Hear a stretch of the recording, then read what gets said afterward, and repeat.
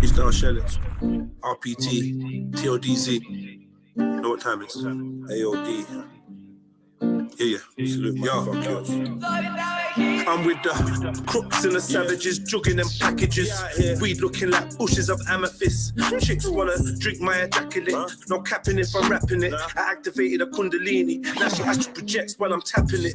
You could go blind for the sublime lines that I quote. When I rhyme with the goat, and I don't mean Baphomet. I don't work with them energies. Swerving the serpents. Yes, family, wagwan. Jealousy, block and delete.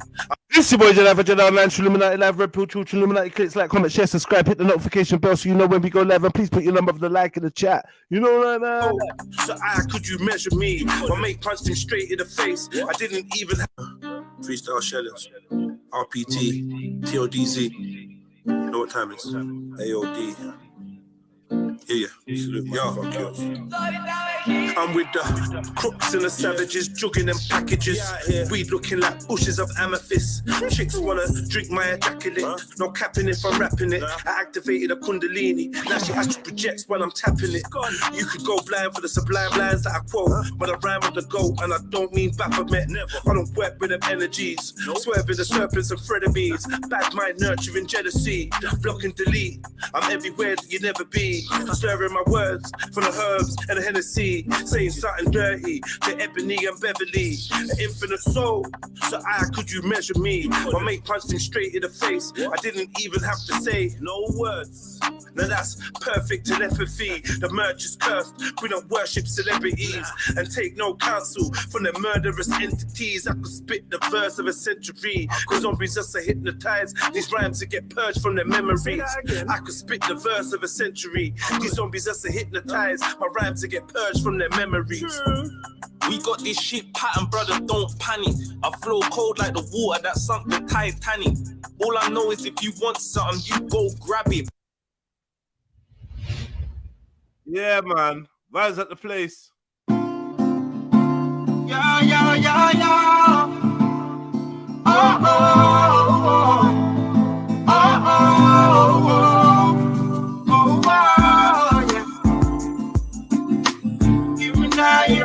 Give me now. Yo, microphone check. Yo, what's my mic sounding like, family? Let me know. Hold on. I need to start with a microphone check. What's my microphone saying? Let me check the audio. I know I've been having mic problems issue. Yo, 1 2 1 2. 1 2 1 2 1 2. Alright, one sec. Alright, yo, 1 2 1 2 1 2. Yo. Alright, we should be good. We should be good. Let's see. Sounds good, yeah? Crispy and nothing, you know. Alright, say nothing. So, everybody wants it. Nobody don't want it. Everybody wants it. Nobody don't want it. Everybody wants it. Nobody don't want it. Everybody wants it. Nobody don't want the word. I wish I could sing my blues away to the rhythm of the beating drums, moving away from my pain. I wish I could sing my blues away. I'll be singing till judgment comes. Until then, I'll embrace the rain. It's like 1 2 3 into the 4. More stress is knocking on the door of the bar. Rich I get richer and I still want more. Life is really hardcore. Everybody hustling for better. Sleeping on the bed to people sleeping on the stretcher. Some don't really want a life of leisure. But deal with our tears were being enough. I wish I could find myself a spaceship so I could fly myself away. Instead I cry myself to sleep, hoping that I'll wake to a better day. I wish I could find myself a spaceship so I could fly myself away. Instead I cry myself to sleep, hoping that I'll wake to a better Everybody want bread, but nobody don't want it. Everybody want it, nobody don't want it. Everybody want bread, but nobody don't want it. Everybody want it, Nobody don't want it. I wish I could sing my blues away to the rhythm of the beach and drums, moving away from my baby. Yeah. Come I on. wish I could sing my blues away. Sing my blues away. Yeah. Yo, RV. Jump on. Yeah. Listen. I'm like a lad in the search of a magic carpet of a starship. I just want to dip from all this hard shit. Once he died at the hands of a heartless bastard, got blasted, and now my queen's lagging in the casket. I'm done my dad needed to choose to stay, he moved away. I got used to them, feeling like my future's grey. Nothing's new, the same story true. But they used to day, some abuse their fame. Flip for a win, but they're using cane. Kills the tobacco, losing the games to lose the pain. Me, I'd rather sing my blues away and make make tune a day. Count blessings and rebuke the hate. Let my inner light Illuminate any route I take towards my destiny. Can't let the treachery and all distress get the best of me, so I caress the beat, but left the melody. I spend my peas and marijuana remedies. I guess we all rest in peace eventually. Everybody want bread, but nobody. Cool, man. Cool. Yo. Yo, get me. Yeah. Yo, no justice, No peace. They ain't bad when it's on their Phone, phone, please. When I eat, all my brothers get a piece. Stay high, car brothers smoke trees. Stay high. No justice, no peace. No peace. They ain't bad when it's on their phone, please. Phone, please. And while we steady putting work up in the street, snitch niggas be working with the beast. They working with the beast. Pebble bits of both, trying to dodge broke. We never lost hope, we never had hope. I come from where the struggle is real, where if you ain't grinding, you ain't guaranteed your next meal. Where I'm from, the bros don't do romance. They just wanna grab big bums with both hands. And when their sister wows out, they turn savior. Like it weren't you promoting this behavior. Wife and child's I prioritize.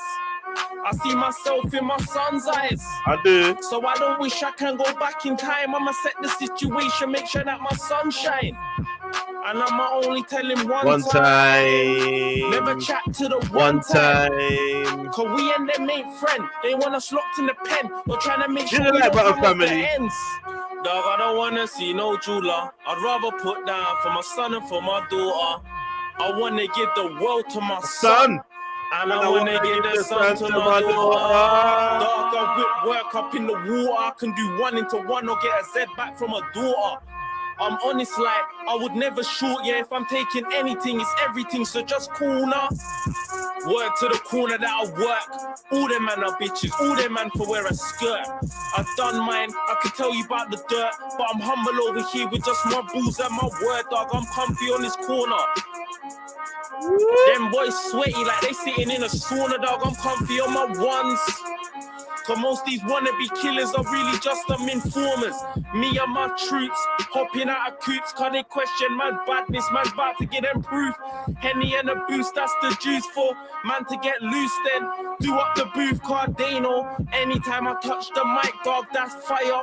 Plus I spit the truth, cause I've never been a liar. White youths out SC ask about me round Briar. Car I get about, I know road like tire, dog. I work these roads, car I know my roots. Grew my hair into locks, car I know my roots. Yeah, we kicked off doors, I still got my boots. Why these fake rappers lying, tell them free the truth. Blood, I work these roads, car I know my roots. Grew my hair into locks, car I know my roots. Yeah, we kicked off doors, I still got my boots. Why these fake rappers lying, tell them free the truth. Yo. Yeah, man. What we saying? One more. I don't know what we doing. Turn from the sky with some broken wings. How far could we glide before we fall? Let me know. If the whole world is so hypnotized, chasing what's not real, how do we grow? know. It's like the whole world's clutching religious paraphernalia, waiting for an alien savior. Eyes glued to the tube. The news is WrestleMania. Crude views produced by the cult of Saturnalia, inviting you to a new future destined for failure. When men in suits have got troops looting Mesopotamia. How do we separate the coons from maroons when our entire culture's been used and abused? So the youth are confused, from the womb to the tomb, fabricated proof got us all immune to the truth. Like we don't see the lies at all. We can't let them hypnotize us all. Two choices, fly or fall. We the people say fuck the government and their demonic covenants. They don't encourage nourishment or spiritual sustenance. All they know is punishment and plundering the continents without consequence. How long can we have it before? We know the whole world is so hypnotized, chasing what's not real. How can we grow? We know. The land of the lost with no map for the blind was born a unified being with a spectacular mind. Check how I pattern my rhymes, magical lines, snapshots of eternity captured in time. My root and my sacral is fine, so I don't need no Hindu gods to get my chakras aligned. My third eye's bust wide open, it's not a joking. Deeper than talking to dolphins up in the ocean. Still I'm pro-smoking. Indulging in alcoholic potions, suppressing my emotions, internally turbulent, verbally impertinent. Does the creator of the earth permanently circle the firmament? I spit a verse to reverse the curse of Copernicus. I use the words of a nerd, but my mind state is murderous. Life on my estate was merciless. Mates in the grave were doing life labeled murderous. Hey, before we fall, let me know. If the whole world is so hypnotized, chasing what's not real, how do we grow? What? Let me know. Man, them said they're out here, like really out here. Oh, how long you been out here? And can you tell me what you're out here for? I know, like you know, in this life that we live, we need currency. Caught a vibe in the airs without cash to spare. You won't live life free. So all day, we got the mind running, thinking how to get dough. Double up once, triple up and make more. We all chase the money, but money won't save the soul. Nah, gotta take caution. Everybody's looking for a portion, easily forgetting what's important. Living in distortion, clarity can only be restored when we decide to head it in the car. How far can we fly before we fall? Let me know. The whole world is so hypnotized, chasing. All right, family, big up yourself, man. That's a good little intro still. Yeah, I definitely had to turn that last one up, man, because it's very low. So, yeah, if you couldn't turn it up, I'm sorry. You weren't feeling the vibes that I was.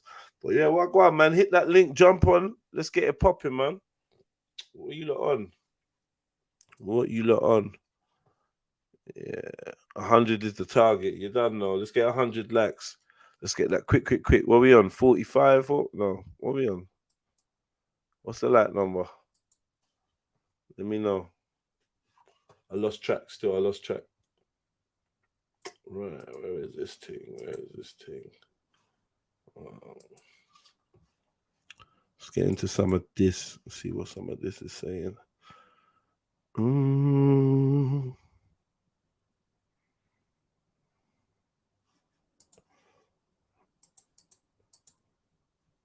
The whole world is so hypnotized, chasing what's not real. How do we grow? Let me know. All right, big up for that. All right, let's get into this, man.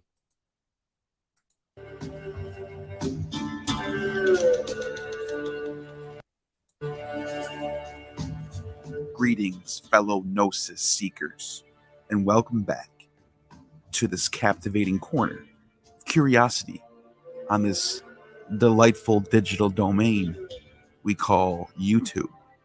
Today, my dear wanderers of wisdom, lovers of Sophia, we embark on an expedition through time, uncovering remarkable truths about the cradle of civilization, the vibrant and diverse continent that we call Africa. Africa. Let me ask you a question.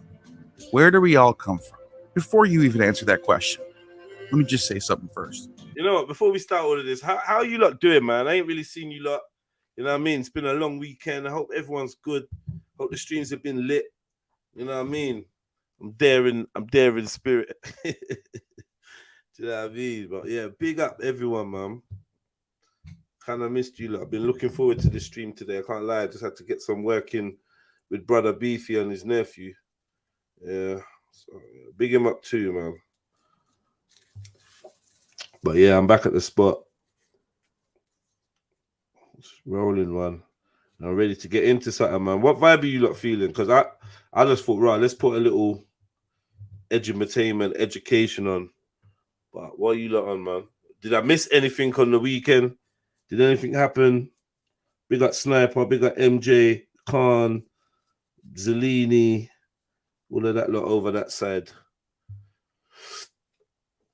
What did I miss? Yeah, weather could be better still.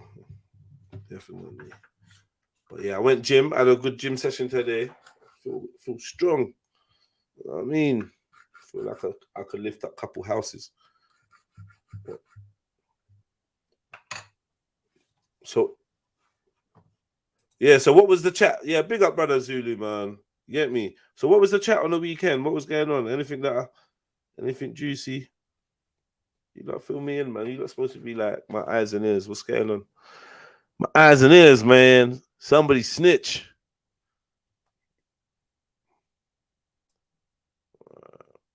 Well, I'll press this and then.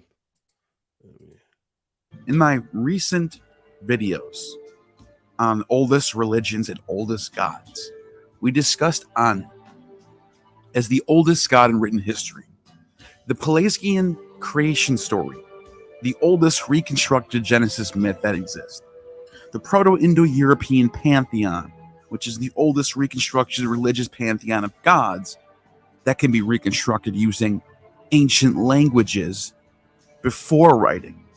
But none of those answers the question, where do we all come from? Oh shit, quite a bit happened there. All right, well, tell me, man. Fill me in. Pause. Let me know. Quite a bit happened. MD, what you saying? What, can I get a relay? Khan has no respect, says JEDI. Okay. Big up AB. R.I.P. Black the Ripper is saying. All right. Say nothing. Yeah, man. Big up Black, man.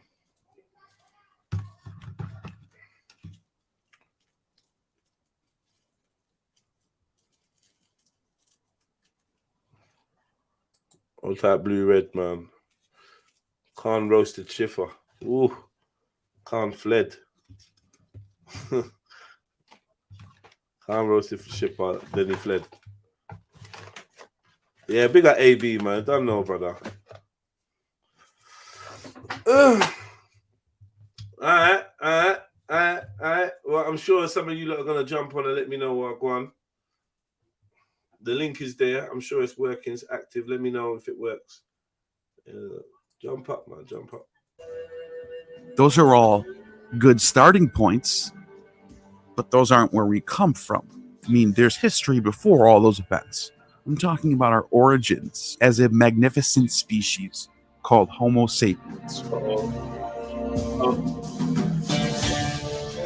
are you saying? Do you believe in evolution? Partially. What's the partial? Come and tell me come.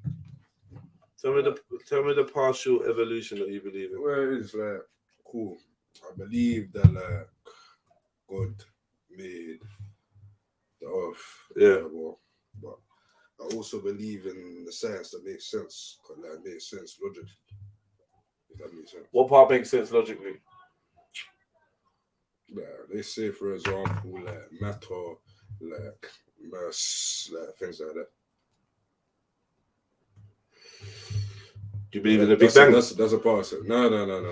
Can you believe in evolution without believing in the Big Bang?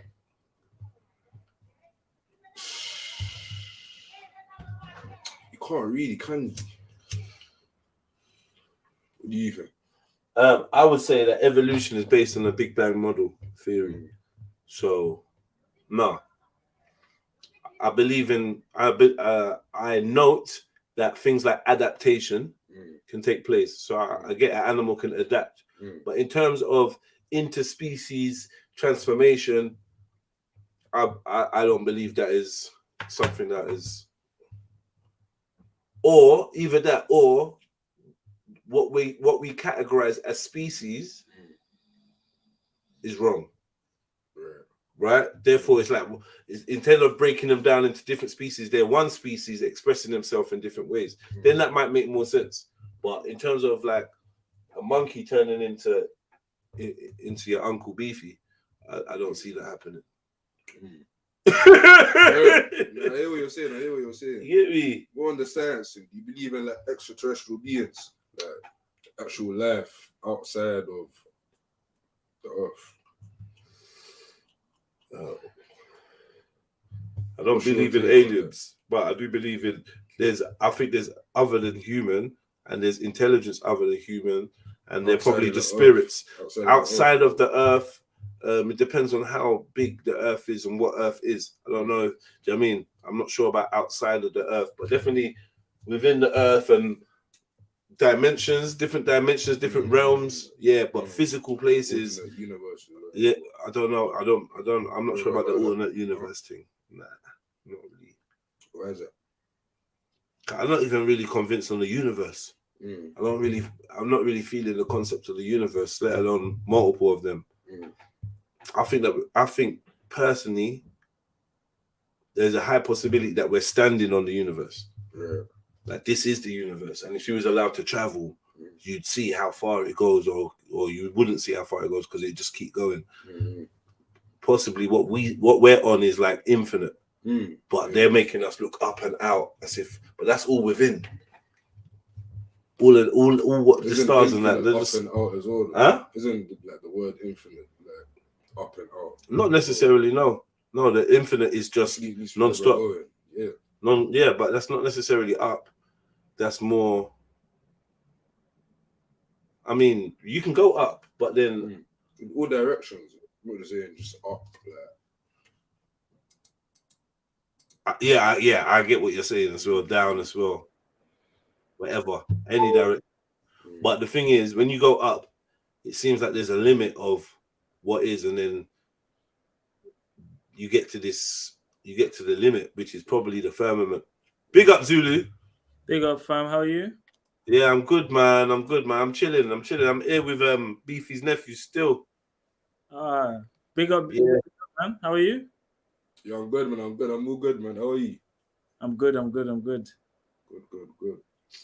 Yeah, so I was answering the question: can you believe in evolution without believing in the Big Bang Theory?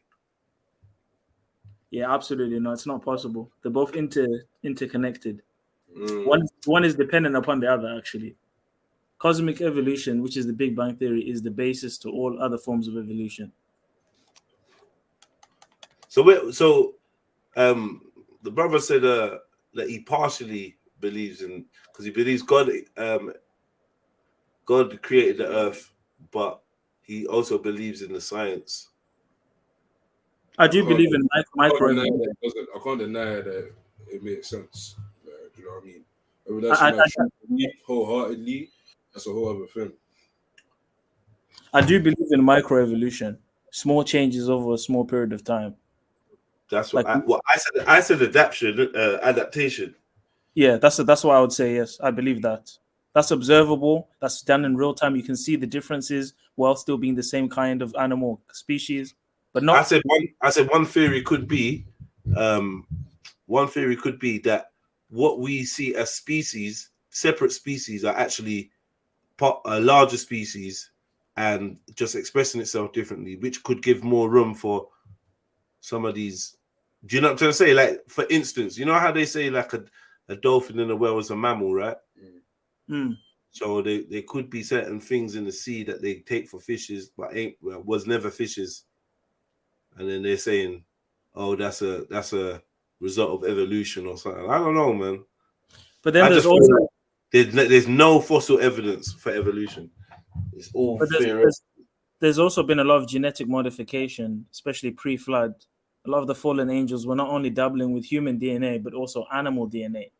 So when you see some of these supposed findings of these weird animals that have certain, sea-like features and land-like features, it's very possible that these are animals that were genetically modified.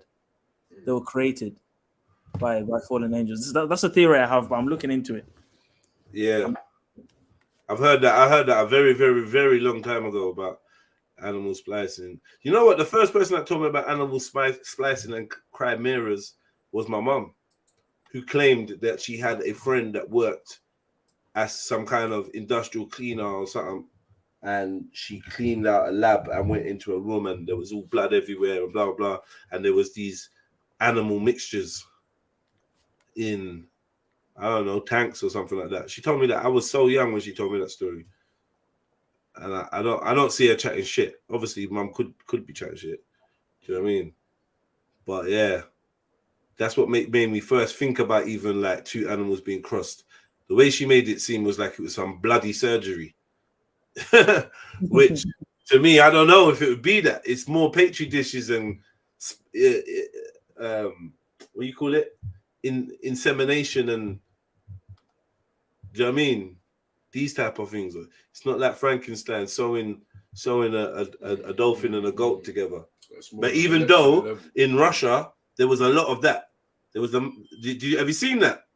The Russian doctor from back in the days, like I think it was like the 1930s or 40s, yeah, sewing different animals together and shit, dog and a this and blah blah blah. Nah, I don't think I've seen that still. Yeah, check it out, man. Some old Russian doctors that were into splicing animals. Big up, brothers. We say, yo, big up, big up, big up. Big up. Like them island of Dr. Moreau things, you know? Nah, it weren't even that. It was they were Russian. Somebody in the chat's gonna say that they know what I'm talking about. Okay. Yeah, some Russian dude. But even the island of Dr. Moreau kind of gave me that same kind of. But that's a story, right? It's a story. It's meant to be a story, and then obviously we watch the film of it. You know what I mean? Because you hear about it. Yeah, that's what I mean. It's a story. Yeah. I never like.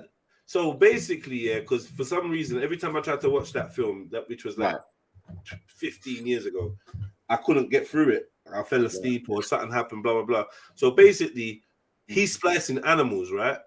That's correct. But is he splicing, because it's a very long film, right? Yes, yes, yes.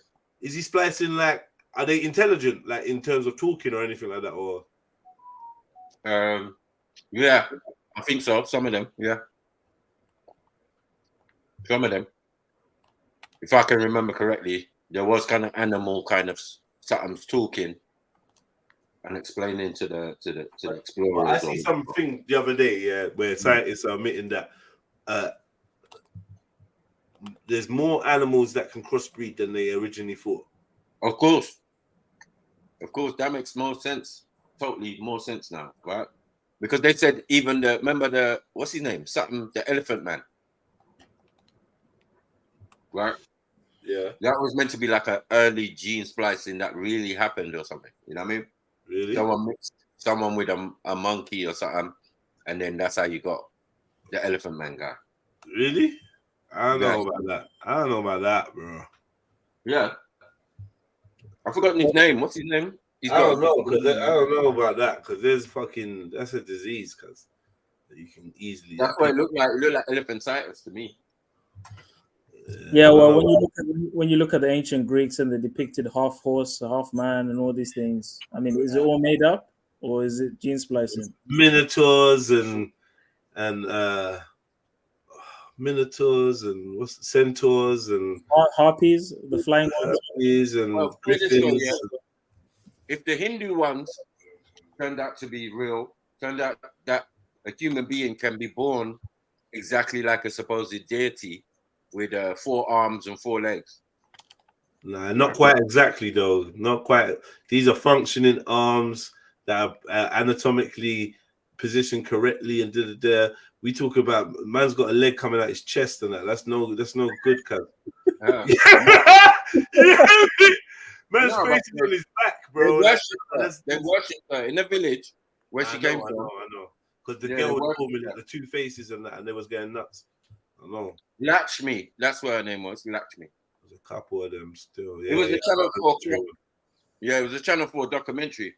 Might as well. But do you not think there's a high correlation to the inbred? You know, Yeah, thing? I've heard that You know what I too. mean? Still. Yeah. But you know, certain people get certain things. Like in Mexico, they got that extreme hair suit, that extreme hair thing. Yeah. You get me? So they're calling them the wolf lot and the wolf family or whatever, you know. And it's bare of them, literally looking like Teen Wolf, hair everywhere. Swear down, Shaggy's and that. Come on. like proper hair, like not no joke thing. I remember seeing one video where they just carved out a hairline and eyebrows and they just made it up. You get me? You know, there's hair everywhere. You know, like literally just make it up. They just made it up, man. Carved and shaved him down just to show it. Yeah. His face must have been stinging. I'm telling you. Imagine when that shit's growing back on your face and on your nose bridge. No, you know, like the barber with the aftershave after the trim and just spray that. Yeah, your face is on fire. You see the risk of getting fucking razor bumps as well. Nah. Exactly. Yeah. I wonder if animals get all these disfigurations and disorders like humans get. You know, of course they do. There's deers born with two heads and yeah. There's snakes born with two heads. There's this and that. Yeah, they get that. I don't know how much natural occurrence, but there's mad things, man. There's mad things. And then animals, there's animals that's disfigured and surviving. Animals with holes in them and that. Rare. I've seen bear shit. If you can Google that. Freaks of nature, man. And the funny thing is with Asia, you know, because there's so much snakes and varieties of snakes. And if you're saying that, you see the thing are you suspecting that it does occur in animals or not, Zulu? Or was you saying that you don't think it does? Even if it does, I think it's very small. Very. All right, but you're going along the lines of the inbreeding thing, right? Yeah. But animals inbreed a lot, bro. Really? What do you mean, really? Can't leave animals alone, man. If you're trying to well, I don't know, not farm animals or whatever. If you're trying to, like, you get me,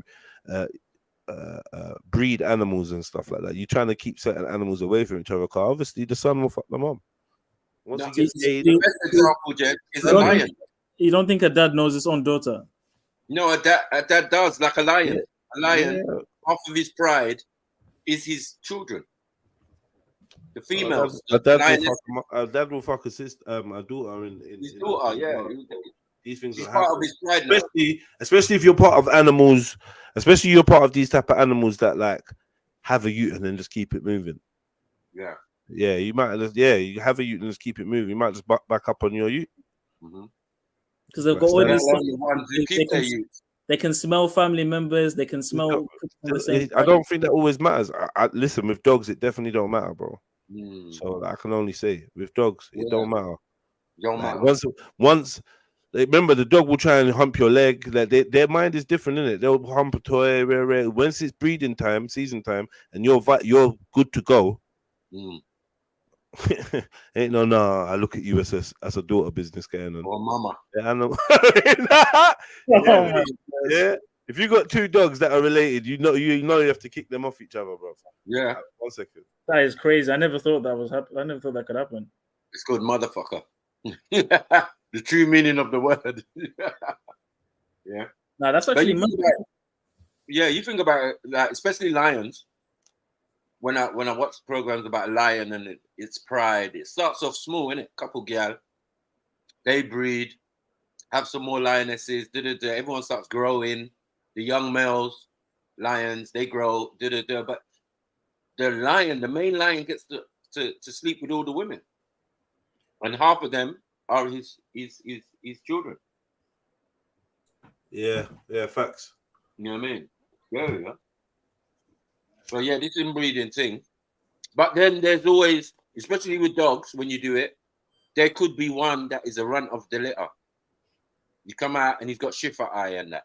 We've had that before. There's definitely disabled dogs, like blind dogs, and yeah, you're right. Yeah, all the time, yeah. Dogs are always, but like I feel like animals are born with deformities. Do you think these things happen? It depends. Like, like what I will say about dogs is so much tinkering. I think they've heightened the risks of these animals. Like they say, like albino dogs. Yeah. You not like they look good in that, but they go nuts. Especially like pigs and that, like, yeah, they go nuts because it's like they're kind of, it's like their bloodline's a little bit unstable. It's like they're a bit nuts. They're like the mixed race of the dog world. Yeah, albinos and they're just a bit. They get me. Anyone that's had an albino could tell you that these dogs are a bit nutty. How about this though?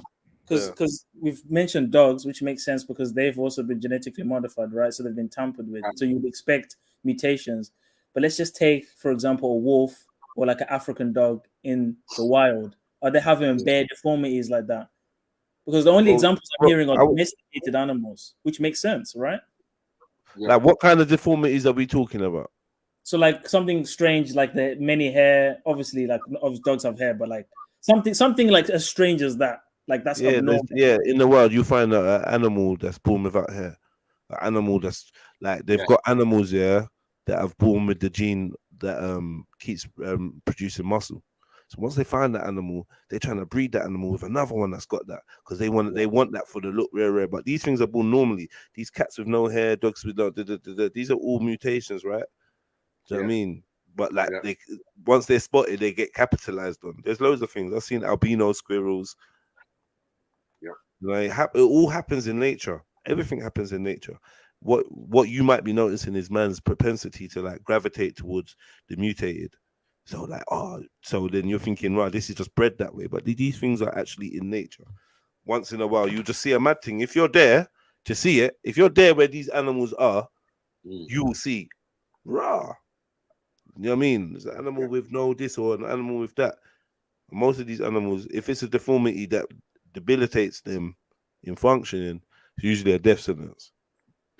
But once in a while, one of them will survive and you'll be like, yo, rare, there. If it's spotted, it'll probably get captured by man. Do you know what I mean? Well, that was the principle back in the days. You get me a rare this, a rare that, and you just see that and you catch it. Right. When I saw a lion take over a pride and kill all the newborns, I was like, raw. You know, when you're looking at the life of a lion, you're like, raw, this is standard procedure, man. Yeah. Standard procedure. Standard procedure, bro. Yeah. But yeah, like certain animals would be deformed, and then the rest of the animals will just switch on it, just take it out of the game because you look so off key or whatever. Rare. Yeah, there's been a couple cases of that, like noted. Yeah, and anyhow you're weak or that allows you to be slightly disabled. Ain't you lot seen I've seen mad animals. I just can't think off the top of my head. But I've seen animals like raw. And you're wondering, right? Did that happen while it was was it born that way, or was it an incident or something? Yeah. The only animals I can think like that are ones that are domesticated or around humans. Yeah, I hear what you're saying. Still, you know what? Enough speculating. Let me look, man. What am I saying? Mutated animals? Yeah, mutated animals in the wild. But they might try and say like, oh, it's a good mutation because it's adaptation or it's evolution or something. They might do the evolution route. That's why it's very difficult. A degenerate mutation, something that isn't beneficial. Yeah. You know what I mean? But it's definitely carried genetically. So, like, for example, a midget is like, it's a degenerate defect, isn't it? There isn't any benefit being like that, is there? Not to be offensive to any midgets, but I'm just being real in it. Like, no way. This gives me the heebie-jeebies. No way. Is that real? This is gonna be Photoshop. Okay. Fake, isn't it? There's bare fake ones as well. That's the thing. I don't know, cause I seen that two-headed snake. I know that's real. But this shit is real though, man. But yeah, a lot of I don't know.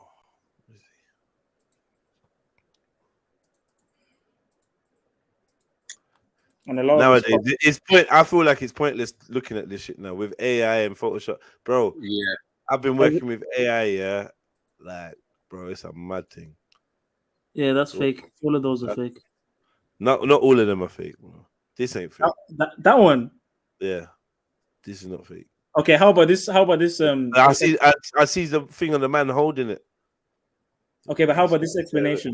You see this frog here? Yeah, I know something contaminated in the water. I know exactly. Thank you. And the radiation, right, and all that stuff.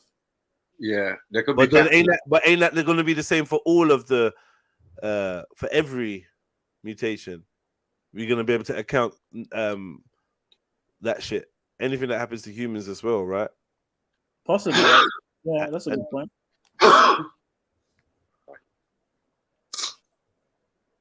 I'm sure there were mutations back in the ancient times as well. Like people record people that are small and this and that. I'm sure there were things like that before, but maybe not at the same rate as today.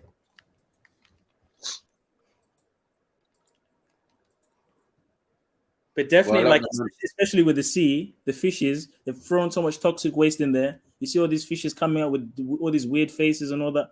It's because they've been affected by the radiation. Oh, this is the frog one, yeah. But... Two-headed cow. Oh my gosh. Allow it.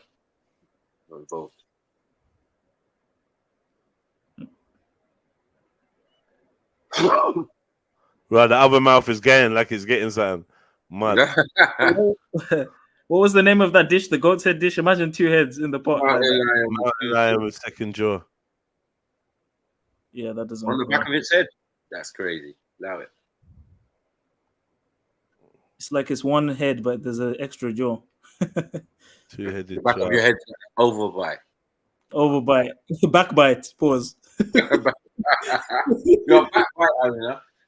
Who said? Rear bite. Yeah, too much backbiting, man.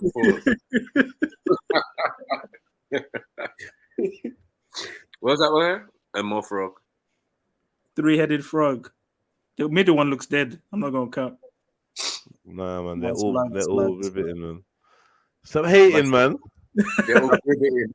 Back with 4 legs. Look, that's what. That's not helping. They're all riveting, you know. Yeah, snake. I've seen that. I've seen that one loads of times. Yeah. But it's not in the wild, though. I'll be real. Like, you know what I mean? Mm-hmm. It's not what we asked for. Lab. All right. Remember, a liger is what they done, innit? What they done in the lab. You don't get that in nature. You don't get light. All right, let's get back to this, man. That was a good segue, man. Big up you lot, man. Brace yourself, my inquisitive companions, for we shall dive headfirst into the mesmerizing depths of archaeology and uncover why Africa holds the coveted title of the motherland. Picture this, a vast African savanna, teeming with life, the sun casting its golden rays upon the land. It is here, in this awe-inspiring continent, that our ancestors embarked on an extraordinary journey, evolving over millions of years into the remarkable beings that we are today. Before Anu, before the Proto-Indo-European pantheon, before the Pelasgians inhabited the Mediterranean, Homo sapiens exited the realm of Africa, and they came from modern-day Ethiopia, and they went into 3 different directions. One direction towards the Black Sea Mediterranean world, another direction towards the Middle East, and another direction all the way to the east, where people inhabited these islands and Indian subcontinent. You see, Africa is not only our... And how did they get to Australia, mate? They were seafaring apparently or something. Yeah. But what about the ice? What about the ice? No, man had boats 70,000 years ago when Africans supposedly left Africa to go to Australia. 70,000 years ago. Was there even a 70,000 years ago, bro? Who knows, bro? But that's what they're saying. If you look it up, that's what it said. New world versus old world. We got to get that argument back. We're going to get that one out of the way for sure. Yeah. Because we know why it's old, to support this globe and this evolution, isn't it? I hear you. I can't lie. That definitely makes a lot of sense. It definitely does. Because, yeah. But we've been here much longer than what they're saying. Not even what they're saying. That makes sense as well. Being long, like the longer history, also makes sense in terms of the amounts that could be hidden and could be like in terms of making. All right, let's say this, yeah. The old world theory, yeah, which is the theory that the world's been around millions of years or plus whatever, yeah. That theory goes against religion, right? And in a way you could say goes against God, and it can come with not necessarily has to, but can coincide with evolution and the Big Bang and all of that, right? Because they obviously they rely on the old world theory to like perpetuate their side of things. Now on the religious side, the 7,000 years, whatever, on that side of things, now that obviously goes against the Big Bang theory and all that shit, but it also could seem like a control mechanism at the same time. Yeah, you could also look at it as well, keeping you believing in the 7,000 year theory keeps you locked into this idea of this God, this Abrahamic God or whatnot, and him creating things in 7 days and take the Bible literally, and it's like one or the other. It's a mad choice. Obviously, I think that there's room for a blending, as in the Bible stories running over a longer period of time than previously understood. Yeah, and even God creating the earth and there being room for evolution as well. That's another possibility. God, yeah. Do you think it's possible to prove the young earth without religion, though? Because if you can just disprove the inaccuracies within the old earth, you can only lean to a younger earth anyway. Well, for me, the old earth, the cons against old earth is it's all controlled information. Yeah. All controlled information, right? Carbon dating, radioactive, blah blah blah, yada yada yada, archaeology, smell of history, all of that. Do you know what I mean? It's all their thing, all their ologies, all their thing. We're just outside being with a plate, waiting for whatever comes out the other side of that machine. Yeah. So I see all of that. Doesn't mean that but I also know that them people work with truth as well. They don't just do bullshit. They also mix in truth. So what's the truth in all of that? If they could lie about the shape of the earth, bro, anything. Come on. Yeah, but there's also truth. There's also truth there. They also the material to see that what it is what it is there as well. That's available too. I think your eyes and your ears and your hands and all that, your senses are your best tool at deciphering the truth right now. So if you go by the flat earth kind of principle, then it's like, well, you got to believe what you can see and touch and hear and sense. And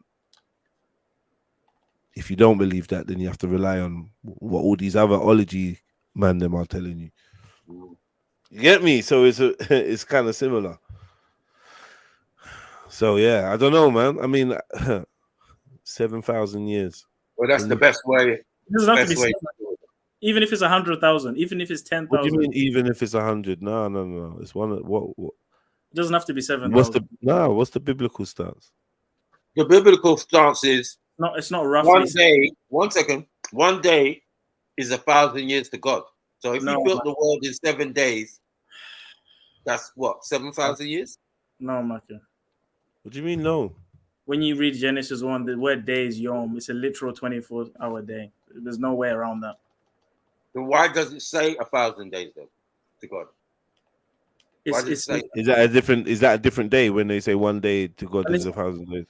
Or is it the same yom? Is like 1,000 years. It's to say that God doesn't perceive time the same way as I see time. Yeah, but does it say 1 yom? Yes. Well, there you go then, brother. But that's not a formula to apply everywhere. It says day. It's not a formula. Why not? Well, if you're gonna apply it in one place, you're gonna apply it. Come on, brother. If you're gonna apply it, no. Come on. Because the authors can easily articulate 1,000 years God created light, 2,000 years God created. But that's not how it's. Now we find that the Bible doesn't necessarily lend itself to the author easily articulating points. In fact, we see that it's a very mysterious way of writing, which leads you to believe that there's layers and codes and deeper meanings to be fathomed. Do you know what I mean? So come on, bro. You can't just cast it away. Huh? You can't read it with the earthly eyes. You have to have the Holy Spirit. Oh, don't. Yeah, I hear you. All right, cool, cuz I hear you. I'm saying, is that not logical? Like, it's not logical that. So then, why are you saying even if it's 100 years? Then it's like you're taking in that. So then, why are you even playing with the idea that it could be more than 7,000? If you're trying to stick, because I've heard that there could be gaps in the genealogy list. Because the basis of 7,000 is based on the genealogy list, from Adam all the way down to Noah, and then count from Noah all the way down to Jesus. That's how they do it. Why would there be gaps? Because when you look at the Septuagint, the numbers are slightly different versus the Masoretic text. Yeah. But those were only created in the last 5 minutes. I'm just saying, if the only basis for 7,000 is the genealogy list, it gives room for there possibly being more time. But as a default, I'm okay with 7,000. But I'm not dying on the hill of 7,000. I'm not dying on that hill. That's what I'm saying. I wasn't saying that the whole existence and everything was 7,000. I'm saying the 7 days, supposedly, that it took to make God, for God to make the planet. And I'm saying, according to what the Bible says, it says 1 day is 1,000 years to the Creator. So if it's looking at 7 days, 1 second, or 6 days, and then he rested on the 7th, then the numbers are going to be a lot different, and it would make more sense. It doesn't say 1 day is 1,000 years. It says 1 day is like 1,000 years. Okay. So it's very clear that it's showing you God's supremacy over time. It's very clear. So if he does something in 7 days, who was measuring? Remember, this was revealed to Moses. So exactly. But Moses is still going to write in the early parts of it that the world is, or a day to God is 1,000 years. So I don't know. Moses didn't. The phrase a day is like 1,000 years to God is not in Genesis. Where's that? It's in 2 Peter 3 verse 8. It's all the way in the New Testament. Okay. Say no more. So our ancestral homeland, but it is the birthplace of humanity itself.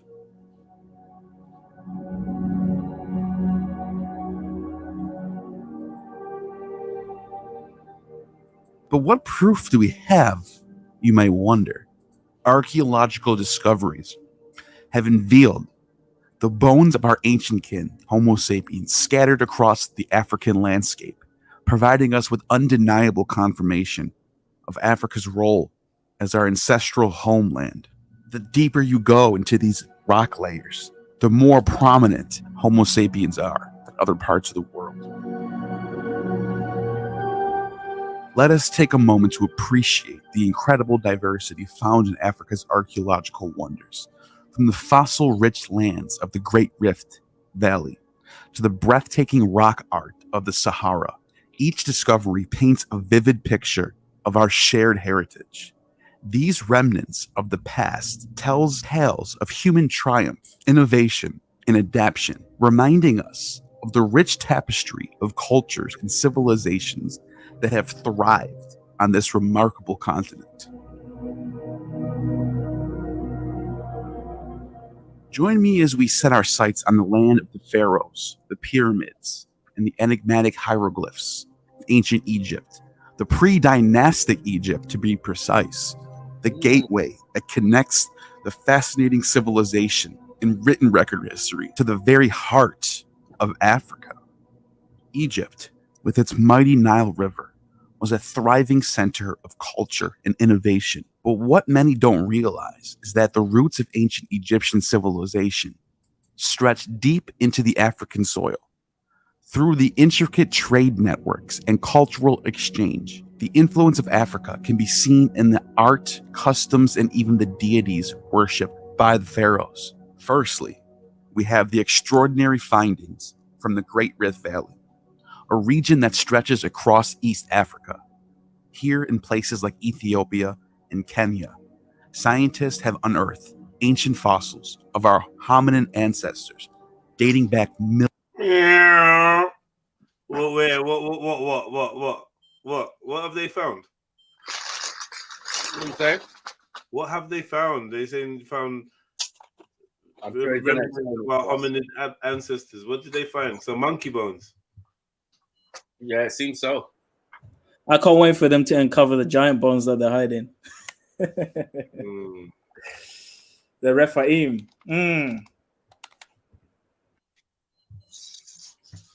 Yeah, they find some mad Millions of years. These remarkable discoveries include the famous Lucy, an Australopithecus afarensis skeleton that offers a glimpse into our early. Hasn't Lucy been thoroughly debunked? The bones or Australopithecines?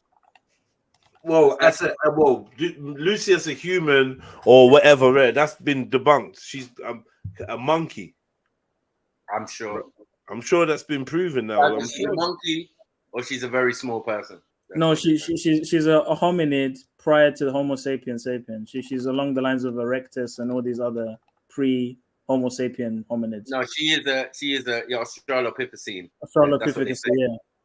Right. So it's borderline apish, borderline. Well, there's Australopithecines. That also includes Kenya Pithecus. Yeah. So I'm just like, yeah, because those things might be around now as normal Africans or old Africans walking up and down. Yeah, but the Lucy thing is very dodgy because they found the bones in different locations and they kind of pieced everything together. So it's very sus. Yeah. I find it strange that definitely animals maybe came first, right? Right? No, it's a fact. I believe that. I don't know that. In what sense? Huh? No, that's what they say, innit, right? That it seems like the animals were first because if she's a monkey, she's a 5 million year old monkey, supposedly, or ape or whatever she is, you know? Yep. All right. According to you, Zulu, how long between God creating the animals and God creating the man? A day. A day. Well, it depends on which animals, because the birds and the fishes were made earlier than the human beings. Right. The fowl, the thing, and were made earlier than the beasts of the field. Right. Which kind of lines up. What was the order? What? It's the fishes first, then it's the birds, then it's the animals on the ground, and then it's human beings. So wait, fishes, then birds. Yeah. Then animals on the ground, but birds land on the ground. But the land was full. Birds and lots of birds are on the ground already, so they're ground animals. So if God created all the birds, He created animals on the ground. But it says in the verse that the beasts of the field were made on the 6th day. Okay, but that's maybe not a beast of the field. But what I'm saying is, a lot of birds spend their time on the ground, if not all their time on the ground. So you understand what I'm saying? I understand about that. And what do birds eat? Of course. No, I hear what you're saying. I 100% hear what you're saying. They would need some land, of course. And it doesn't say there wasn't any land. It just says that God brought up the land. It made more land. It doesn't say there wasn't any land. And to add to your point, it kind of syncs up with evolution theory in the sense that the fishes were first, the single-celled organism, the algae. I was thinking that. But you see where they're taking it from. What the fishes eat. I was thinking the same thing. But you see where they're stealing it from. The parts of it they're stealing it from clearly. So, and the 7 cycles of the Earth's formation. Stealing it, or they're adding it to the story. And the 7 cycles of the Earth's formation in their model. 7 cycles syncs up to Genesis 1. Interestingly, but it's made by Jesuit anyway, so. Can't really take it serious. Yeah, that's way down the line. Jesuits made that up anyway. So Isn't it a fact? Isn't it a fact that Darwin believed in God? Apparently. well, apparently he had the deathbed confession because he abandoned God when he came up with his theory, and then he tried to go back before he died. But he was a heavy occultist. He had visions and saw demons, and if you read his accounts, he's into some weird stuff. And he was a Freemason. Mm. Oh no, that's just a coincidence, though, man. They're Yeah, just a yeah, charity. of course. They're just a charity. The evolution. But it doesn't stop there. Further excavations in the region have unearthed fossils belonging to our direct ancestors, Homo sapiens, dating back to 300,000 years ago. You see the nonsense. Yes, You see. you heard that right. And why 300,000. is only because of the other day. Originally, they never said 300,000. They said 180, and then it went to 200,000. We found the bone in Morocco of a Homo sapien forearm, and now it's 300,000. I'm just waiting for the clock to go further back. Just depends on how much bones you find. But if we've been around a long time and we've always buried our dead, it's going to be extremely difficult. You're only going to find hominids or people who got caught in accidental or nature circumstances or animal or war even or something. Yeah. Like to find a bog man and all of that. That's a unfortunate accident, right? You're not going to find a whole batch of people in there. So these are like isolated incidents. And look how big Africa is. Oh my God. It's just like how they're continuously changing the age of the earth. It's almost as if they need more and more time to draw people further and further away from God as the times go by. It's very interesting. I mean, you can't put a time on. I don't think you can put a time on it. Still. I know we explored before the Christian stance of old Earth and how it works, and I think we need to revisit that. Just hear some Christian perspectives on how the Earth could be more than 7,000 years old. Because I know we played a couple, and there were some compelling arguments. It's just kind of gone out of my mind. I have a debate. You know, Inspiring Philosophy. You probably heard of his videos. Yeah. There's a debate with him and Kent Hovind. He believes in old Earth while believing in Christianity. Kent Hovind believes in young Earth, creationism. While believing Did I play that? No, I don't think we've played it here, but I can send it to you if you want to watch it one of these days. Yeah. I'll send it now. Yeah, that'd be good. Years ago, Africa boasts the oldest known remains of our species, providing concrete evidence that our journey as Homo sapiens began on this very continent. Anyway, this is not where we're going anyway. The story of humans begins here, amidst the breathtaking landscapes and ancient savannas of this diverse and vibrant continent. Africa not only holds the oldest fossils of our species, but also carries the genetic imprints of our shared heritage. By understanding and appreciating Africa's... Please hit the like button, man. Please, man. Be there yourselves. We are all connected by our origins in this incredible continent. But my man's using the AI team. Lucy is a bro. I got AI on my Photoshop. Right, brother. Nah, you see, when it comes to rendering, nobody can chat to me because it's a mad thing. Ask Beefy, he was at my yard yesterday. Serious. And I said I had a picture of South, and I said I squared off a location like his legs, and I said make him sitting on a bike. Was bro, this thing put the brother in lycra. Like the thing looked so realistic. The thing put him in lycra shoes. I was like, no way, bro. You see that thing I done to put the camera in his hair and that? Yeah. Bro, the thing is mad. Like, I was wondering why it was glistening. Like, basically, all them skills that people learn to do Photoshop and all that, and it's over. It's out the window, man. Yeah, it's over. Literally just type in commands and just press enter. It's Pete. Mad. Yeah. Trust me, like, bro. It's mad, bro. I was just messing around with it, bro. You get me? Had a picture of my brethren on holiday by the poolside in his shorts. Put jeans on him. Put him by the Thames. Shit looks real as fuck, bro. Like, yo, what the fuck? This is fucked. This is mad. Literally put jeans on him with the belt, like, just like, bro, it's crazy, cuz. That means you could frame man as well.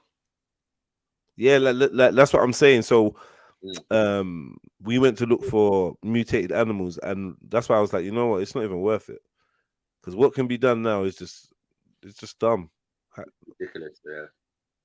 We always knew this time was coming, but we didn't know how deep it would be. Like it's getting deeper and deeper and deeper. We ain't even got into all this augmented reality and all of that. It's not even really started popping off properly yet. Yeah. Remember we looked at that that new Apple device, the i1, the goggles. Apple goggles. Bro, man. And then basically you're just looking out into the world, and then the apps are just popping up by a stereo, by a speaker, and all just there. It's getting mad. It's getting mad. Soon that's gonna just be like boom, obviously in glasses, then in a contact, or just a little Neuralink thing in the base of your spine or back of your neck. You get me? Because I was always wondering when I was a youth, how are they gonna make us smell? How are they gonna make us taste this? That's it. It's curtains when you could smell it and taste it. Do you know what I mean? Yeah. Smell-o-vision.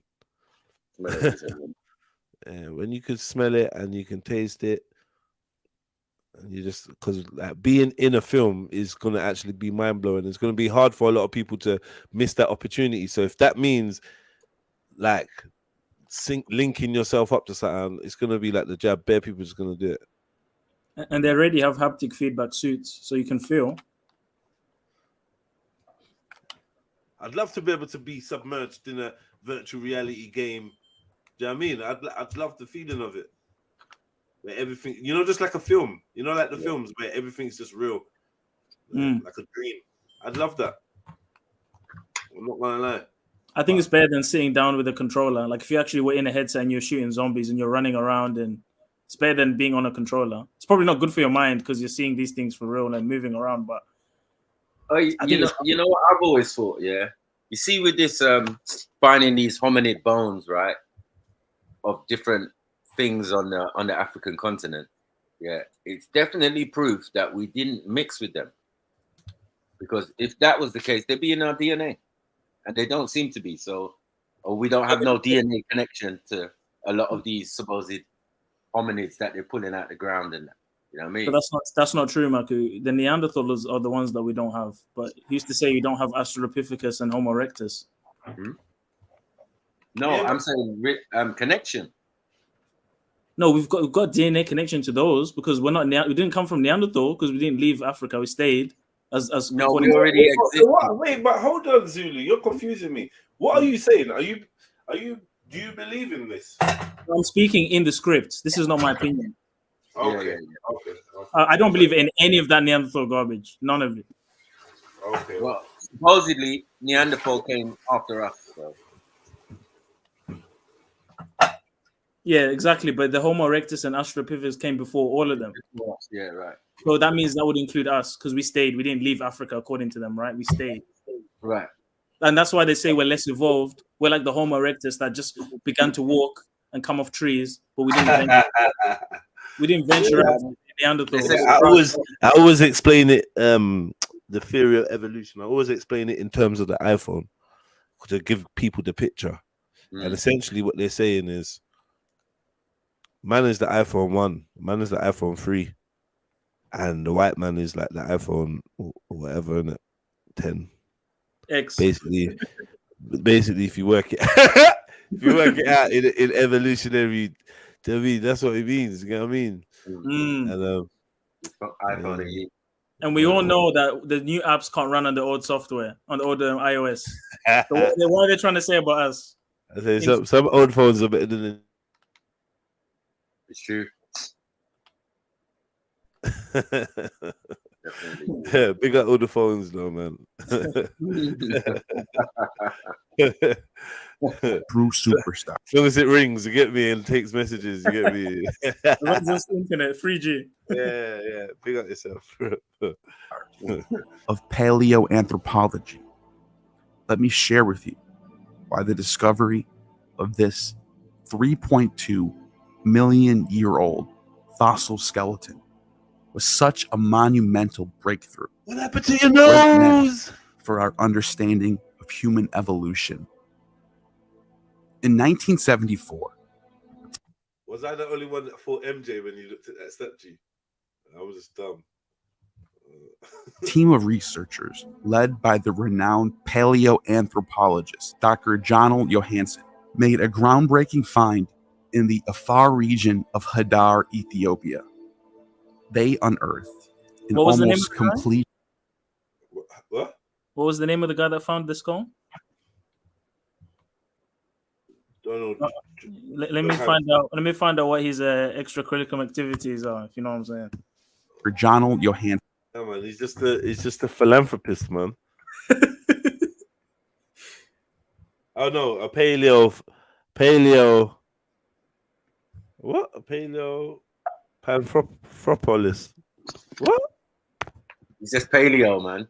Yeah, he's definitely not part of any groups or nothing. You know. Oh, paleoanthropologist. Sorry, paleoanthropologist. My bad. That just looked like a bunch of letters for a second, where made a groundbreaking find in the Afar region of Hadar, Ethiopia. They unearthed an almost complete fossil skeleton belonging to an early human ancestor of our species, whom they affectionately named Lucy, after the Beatles song "Lucy in the Sky." That's the greatest chick. Look, man. Yeah, come on, Lucy. What? We know what Lucy means. Lucy in the sky with diamonds.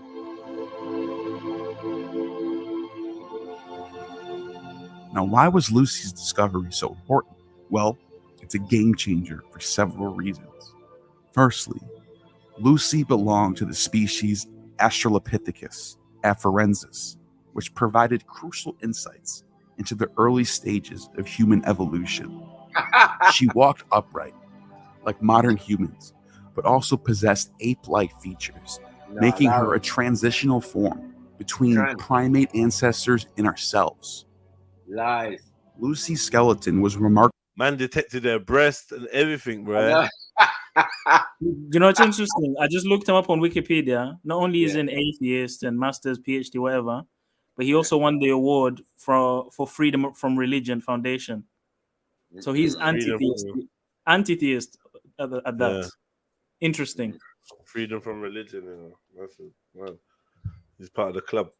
Yep. Remarkably well preserved, comprising numerous bones, including the pelvis, limbs, and skull. Look how much they made from that. This level of completeness allowed scientists to reconstruct her anatomy and gain a deeper understanding of her locomotion, body proportions, and overall physiology. Yeah. By studying Lucy's bones, by freestyling and making composites, we can tell you and shape the way you see existence. Exactly. Researchers were able to deduce bipedalism, or walking on 2 feet, which is a crucial milestone in our evolutionary journey. Come on. Hold on one second. They told us blatantly that we never evoluted from monkeys because of the hip, because of the feet, because of everything. So they don't make no sense. That's why you can't listen to them, man, because they tell you one thing on one hand, and then they'll tell you that you can't ever come from no monkey. It's not anatomically possible. But Marky, you share 99% DNA with the bonobo, though, bro. Who? You specifically. With 98%, Marky, with the bonobo ape. 98%. Oh no, wait. 98% of 1.5% of the junk percent. Come on. Yeah, me. Yeah. Before they start talking about, that's junk. Yeah. Junk DNA. Junk Yeah. Ghost DNA.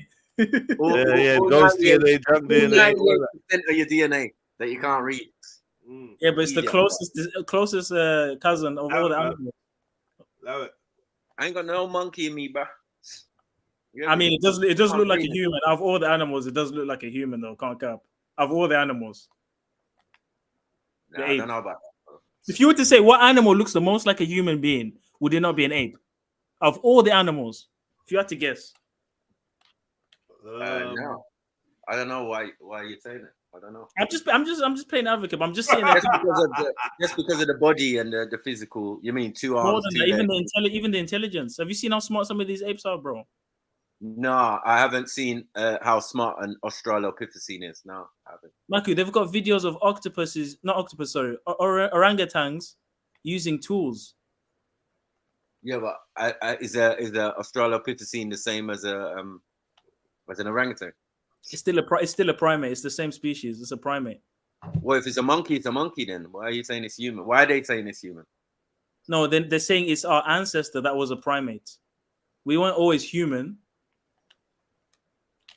Is that what you believe? No. I'm playing the script. I don't believe none of this shit. I'm just telling you what JD says he's a monkey. I think JD said JD's agree. Human beings are classed as primates right now. Put 7 in the chat if you think you evolved from a monkey. Go on. Put 7 in the chat if you think you evolved from a monkey, man. I mean, we are animals, so come on, man. Regardless. You know what I mean? Where are the similarities between you and a monkey? Please explain. There's so many similarities. The main difference is that they don't have an opposable thumb. Yeah, but they got thumb on their foot. So, I mean, how do you... And you know there's human beings with the tailbone. How do you explain that? Well, extended coccyx. Mutation. So yeah, they never had it before, just random mutation, right? And admixture. Remember, these people are saying that they're not even the same as us. They've got some of their monkey man inside them, right? With Neanderthal. So I don't know. You can't say it's the same. Maybe they was us at one stage and then they mixed out with some other hominids out there. But us in Africa, we weren't doing that. There's no DNA proof or anything that matches that up. So just a claim statement. Yeah, you're arguing against the evidence. Like, I don't know why I can deal with that. The evidence is clear. We have the most DNA relation to chimpanzees and bonobo apes. Yeah, that's what the evidence suggests. Well, nothing else suggests it. You say evidence, but nothing else suggests it. There's no monkey with no afro, nothing. And even in the Sumerian depictions of the Anunnaki, you find that they had there's an image of them carrying a monkey, and next to the monkey there's the DNA helix. And obviously the conspiracy guys have suggested that the Anunnaki accelerated human evolution from an ape. This is why the Homo sapien appeared 200,000 years ago, and there's a huge gap between the Homo sapien and the Homo erectus, or the pre-Australopithecus. The explanation for the gap is that the evolution was accelerated. Right. And they accelerated the DNA of a primate and mixed it with themselves. Exactly. Remember that there were already species of human beings here. They didn't come here and no one was here. And then they had to create them, and then we're having a conversation. That's not how the story goes. I agree. They made it from themselves. They made a specific set of people, even though they knew there were already people out here. There were already people here. And who are those people that are already here?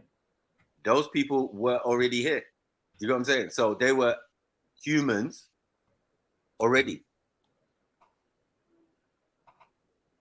Yeah, but that's not found in the fossil record. So it's very clear when you look at the fossil. They created the Lulu Amalu. Yeah. What? That's an experiment. That's what it's called. The project they did to create a primitive worker, they say. Right? But it doesn't mean there was no human beings, because their story doesn't say that. You can see the complete size difference between them and the human population of the time. They didn't just come here to an empty planet. Otherwise, how's anyone recording the story? Is it them recording their own story? No, it's not. Yeah, I'm gonna need to see evidence for the Lulu Amalu still. Well, that's the story you're talking about. You're talking about evidence. If you read the story correctly, you would see the Lulu. Yeah. Because are you referring to the gold people digging gold, the gold miners? Is that what you're referring to? Anunnaki. That's what we was talking about now.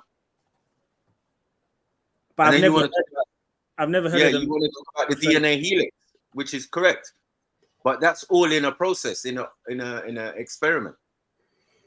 That's why I think maybe you need to read the Sumerian text or a decent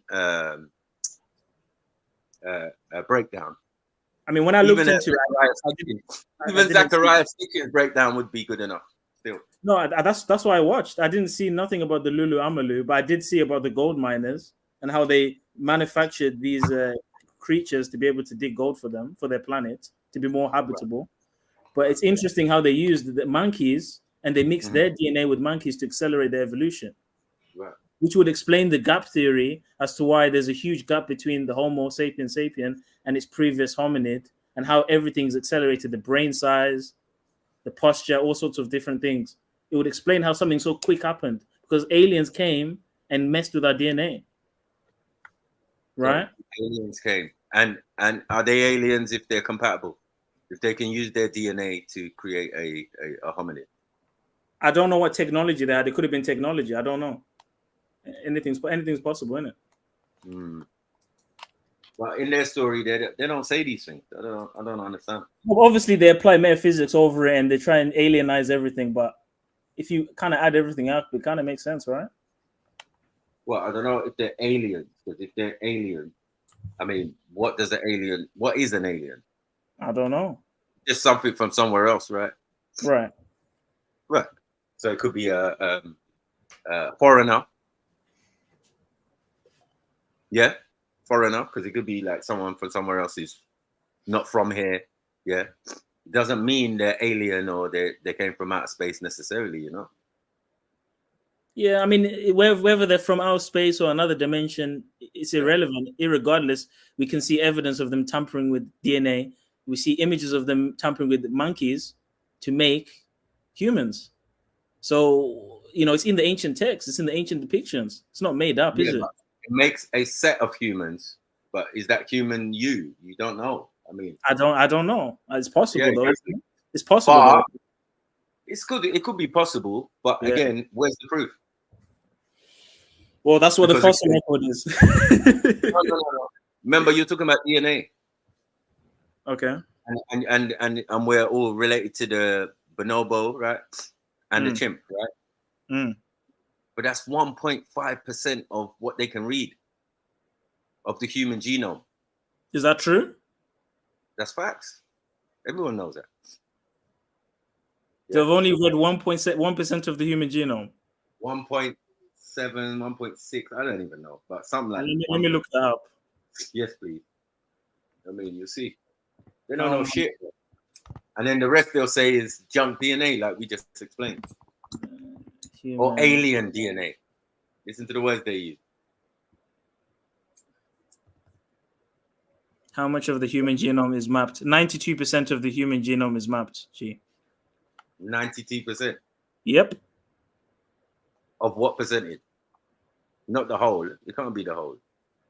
Do you want me to read the whole thing? It says here, the Human Genome Project, completed in 2003, covered about 92%. Oh, so this is 2003. Covered 92% of the total human genome sequence. The technologies to decipher the gaps that remained didn't exist at the time, but scientists knew that the last 8% likely contained information important for fundamental biological processes. Okay, so I'll give you that. The 8% remaining is important. Fair enough. But they've still managed to map 92% from 2003. I feel they're lying still. Possibly, but it's evidence, isn't it?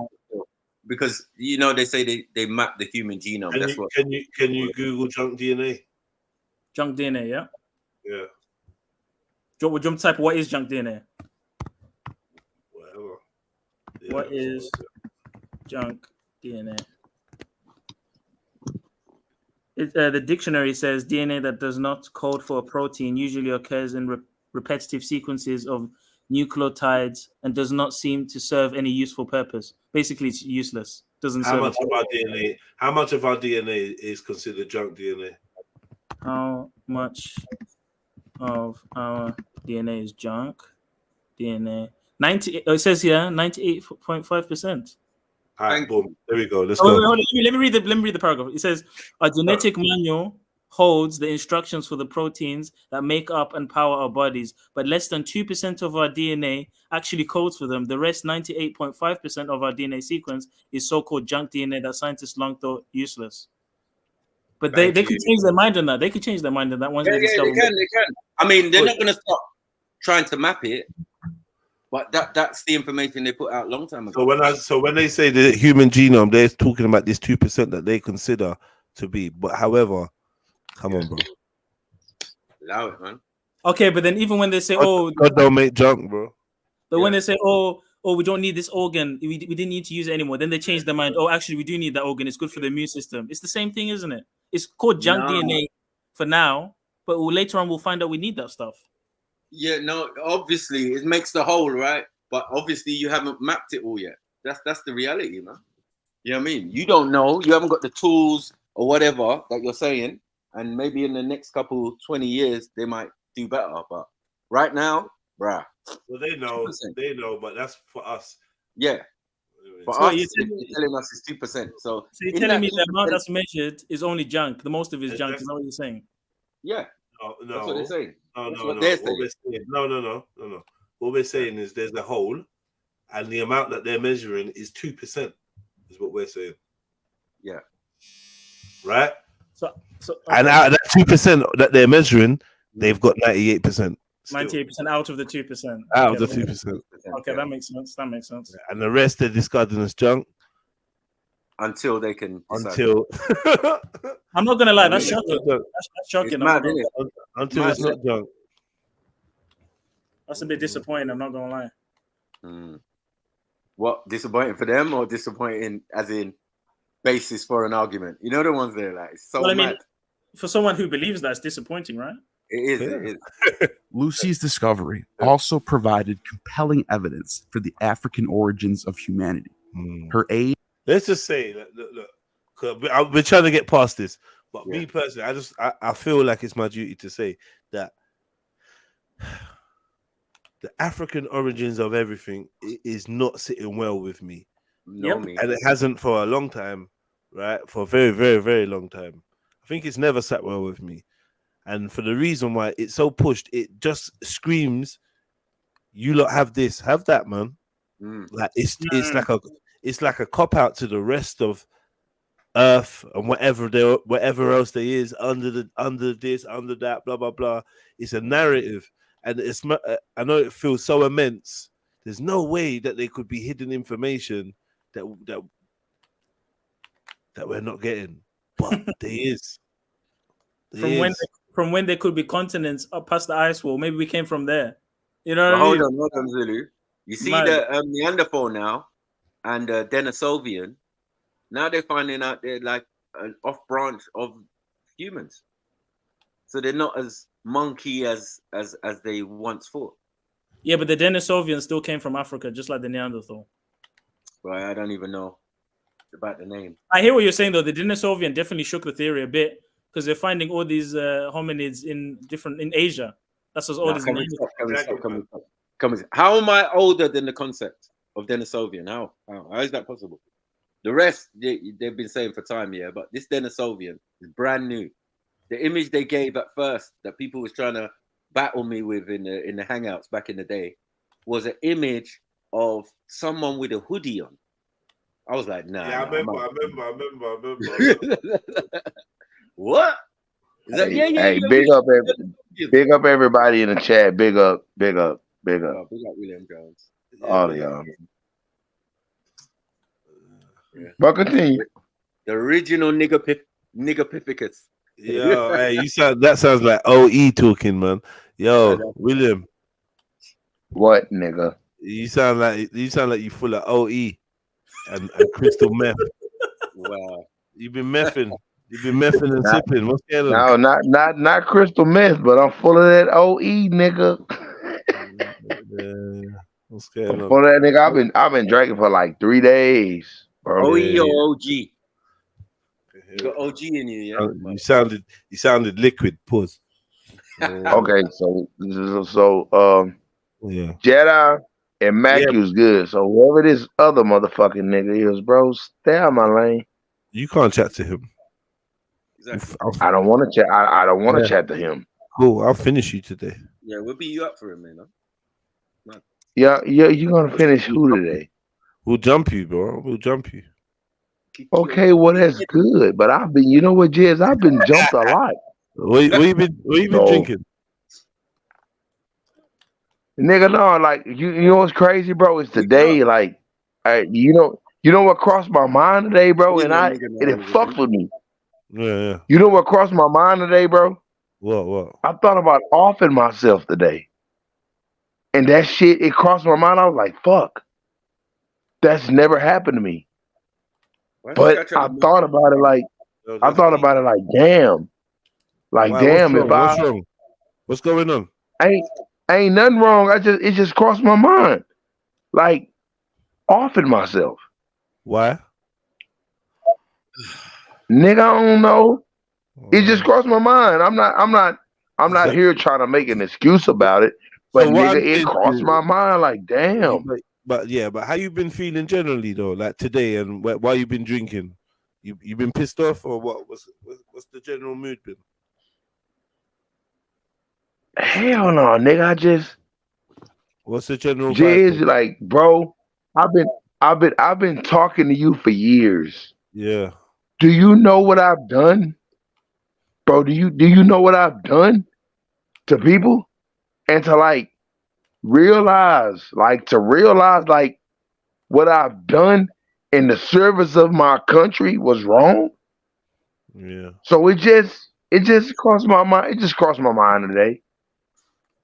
It just crossed my mind. It ain't like I'm just like gonna go out there and fucking just hang myself in the back of this fucking tree.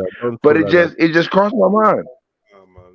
Yo, brother, listen, you gotta go find someone to talk to close by. Do you know what I mean? Or speak to someone, man. Call someone and chat to someone that can help you, man. Do you know what I mean?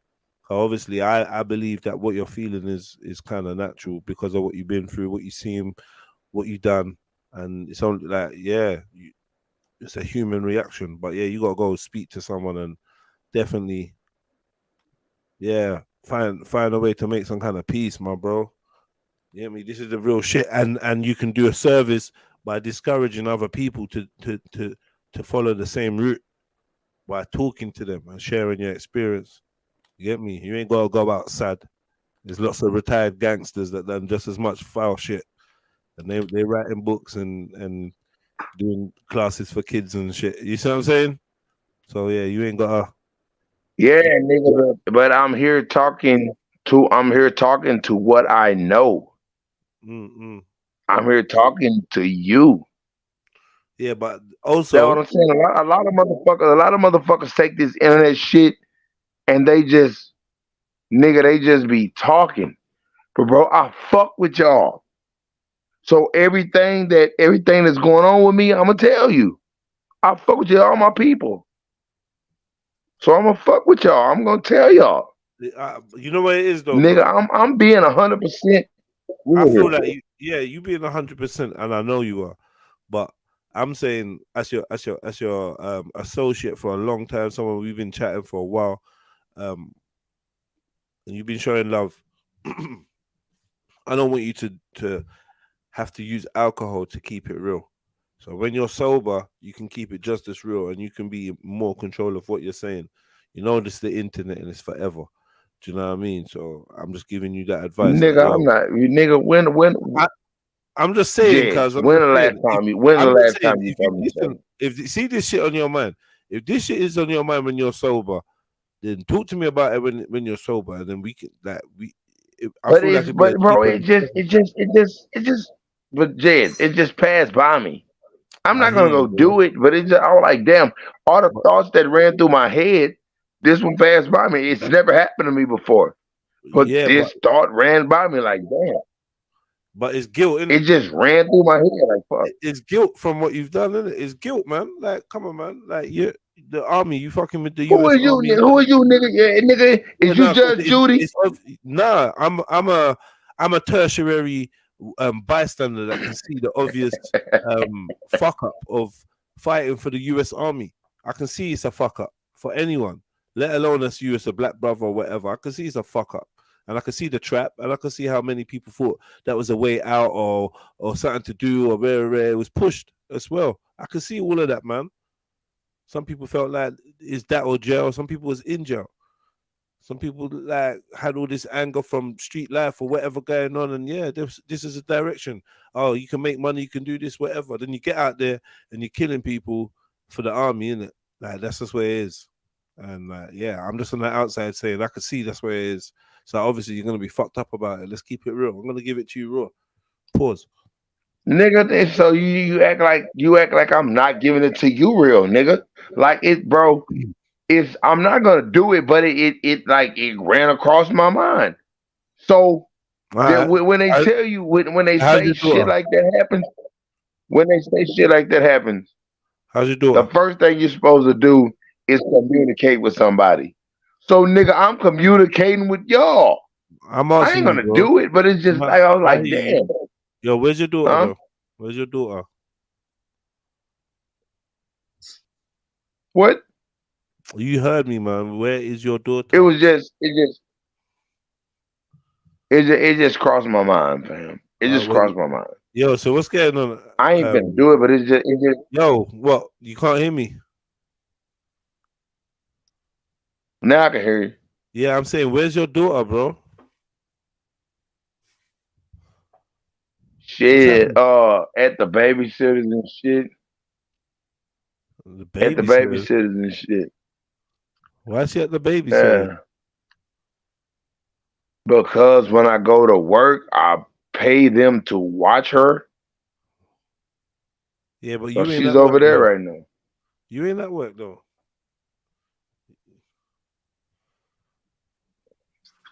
So why are you getting drunk for 3 days? Can you hear me now, bro? Yeah, why are you getting drunk for 3 days instead of being with her?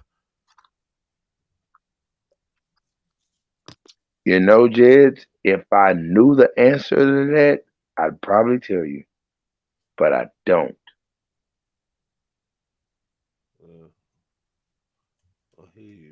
Nigga.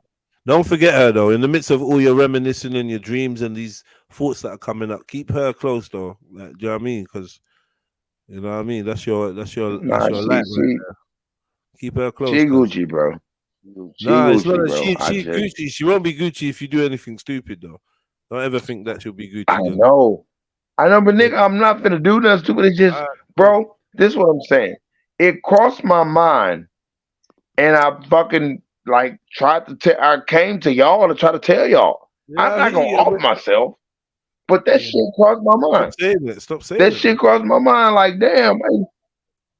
It's never happened to me though. So nigga, I'm coming to y'all because nigga, I talk to y'all. Well, let's do it like this. In your age, you've never had a thought of taking the easy way out, and then I commend you. You are mentally strong as an ox, because I've had that thought many different situations, many different times. Like acting on it is a whole different kettle of fish, but like as a thought flashing through your mind, you never thought about dying. Or just fuck this world. I don't want to be here no more. If you never had that thought, then fucking hell, cuz like I rate you. Yeah. But yeah, I feel like most people can say that they've had a thought before. So I don't, if you're saying it's just a thought and you've never had a thought before, then welcome to the club, man. Get over it, man.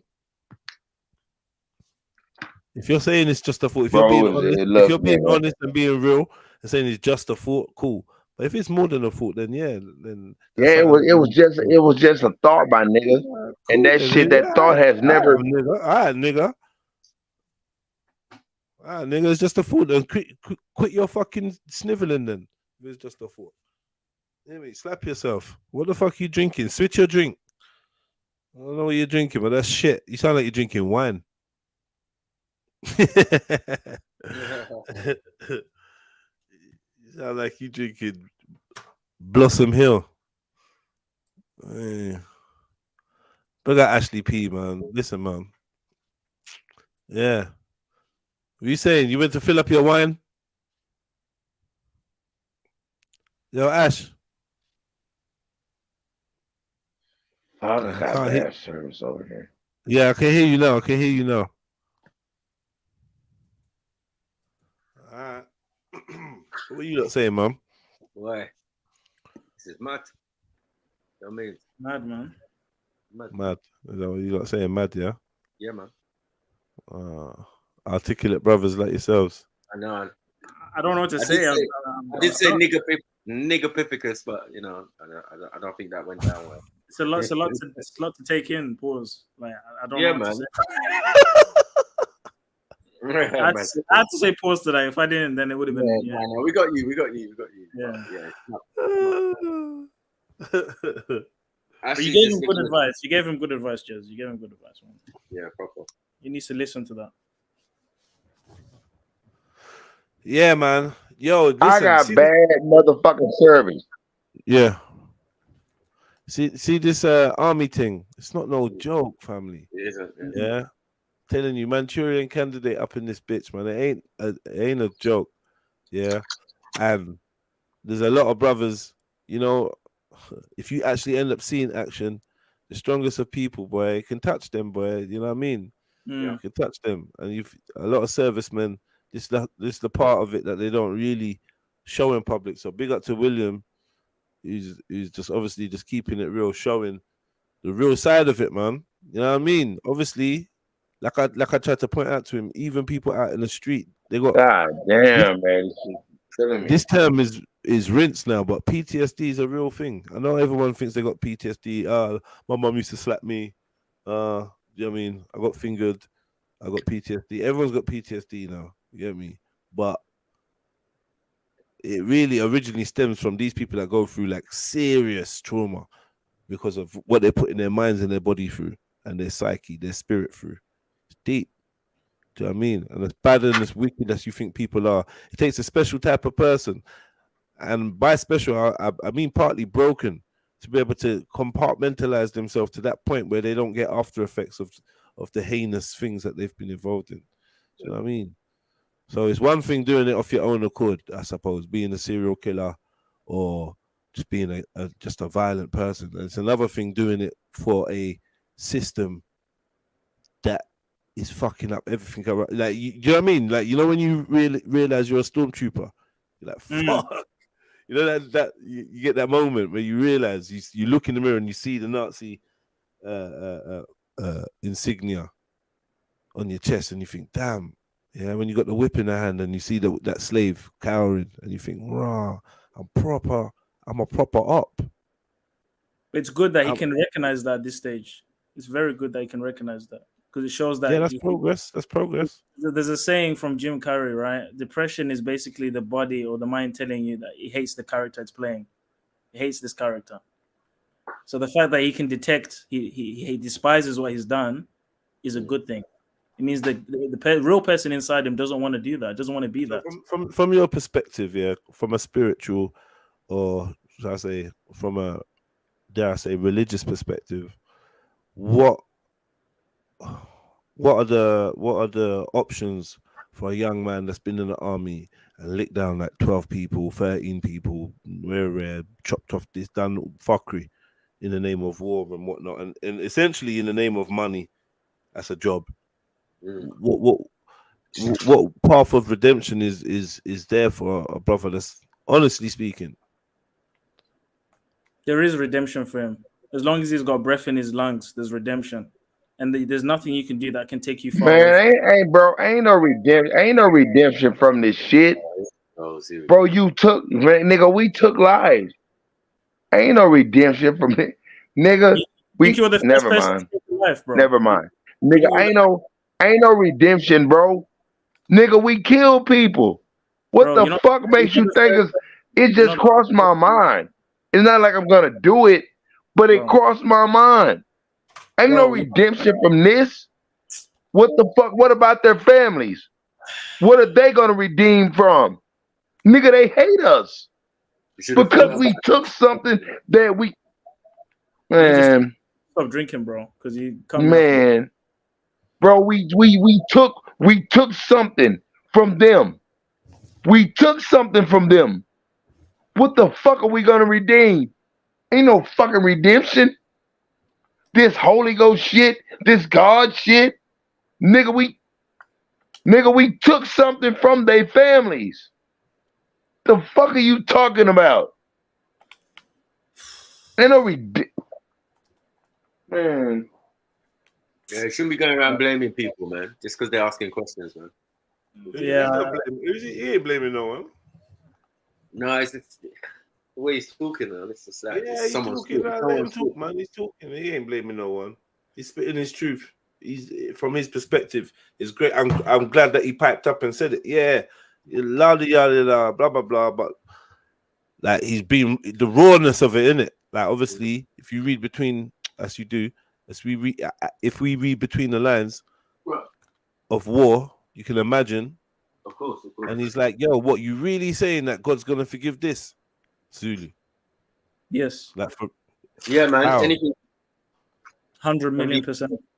As long as you repent, man. As long as you have it in your heart. Say sorry. Repent doesn't just mean say sorry. It means change. No. Yeah, that's what I mean. In your actions. Yeah, right. And it's God looks at the heart. All you got to do is change in your actions. God looks at the heart. What? God looks at the heart. Okay, so what do you mean? Like I used to be a killer. I'm not a killer anymore. Right. What? I don't want to kill people anymore. What are we saying? Is that cool? And I found God. Yes. Right. Yes. 100%. Happens all the time. No. How many people in the Bible were killers and they had favor in God's eyes? Like, yeah. I don't think it's the worst thing you can do, to be honest. Not to say it's not bad, but I've got so many examples in the Bible of them being great men after that. What about the way you kill? Because I think that might be part of it. Like if I was like Jigsaw in my past life, if I was like Charles Manson, yeah. A lot of them repented at the end. Look at Anton LaVey. Yeah. What? He repented on his deathbed. No way. Yep. Look it up on his deathbed. All of a sudden, he's man. I'm sorry. I don't know Charles Manson, but I believe Charles Manson was part of the military. They just let him go. Right. Charlie Manson did, man. That's just my beliefs. Yeah, I agree. Charlie Manson did that nigga. They just let him go. That nigga was MK Ultra. Facts. Charlie Manson was MK Ultra, and they just let him go. They just unleashed him into the world. Yes. And look what the fuck he did. They gave him LSD, they gave him hookers, and they fractured his mind, and they sent him out. Yeah, but again, did he kill anyone, or was it the people around him who killed people? And he got charged for it. Yeah, exactly. He did what the government does to people. He controlled them people to kill those people. That's what the government He didn't said. kill nobody, but he didn't kill nobody if he was fully responsible. Right, He didn't kill anyone. Said. And that's what the lady said, because that's the easiest way out, right? I have a temporary insanity. Hell no, this nigga did that. This nigga did that. He did that. I don't know. Ain't no denying it. This nigga did that. I think I've This studied nigga did that. The Charles Manson story. That's why both me and you are saying he didn't do anything, but he's responsible because he's the leader of this supposed cult or whatever, and that's why they locked him up with a endless sentence, in a sense, right? With Charles Manson. But Matthew, what if it wasn't? But you know what? He killed certain people in the area. What if it wasn't no cult? But what if it was? He needed to kill those people because they knew something that we wasn't supposed to know. Yeah. He didn't expand. He killed look at his killings. They were never mind. I'm gonna shut the fuck up. Look, bro, watch his killings. Look at the area of his killings. The people that he killed is deeper than what you think, fool.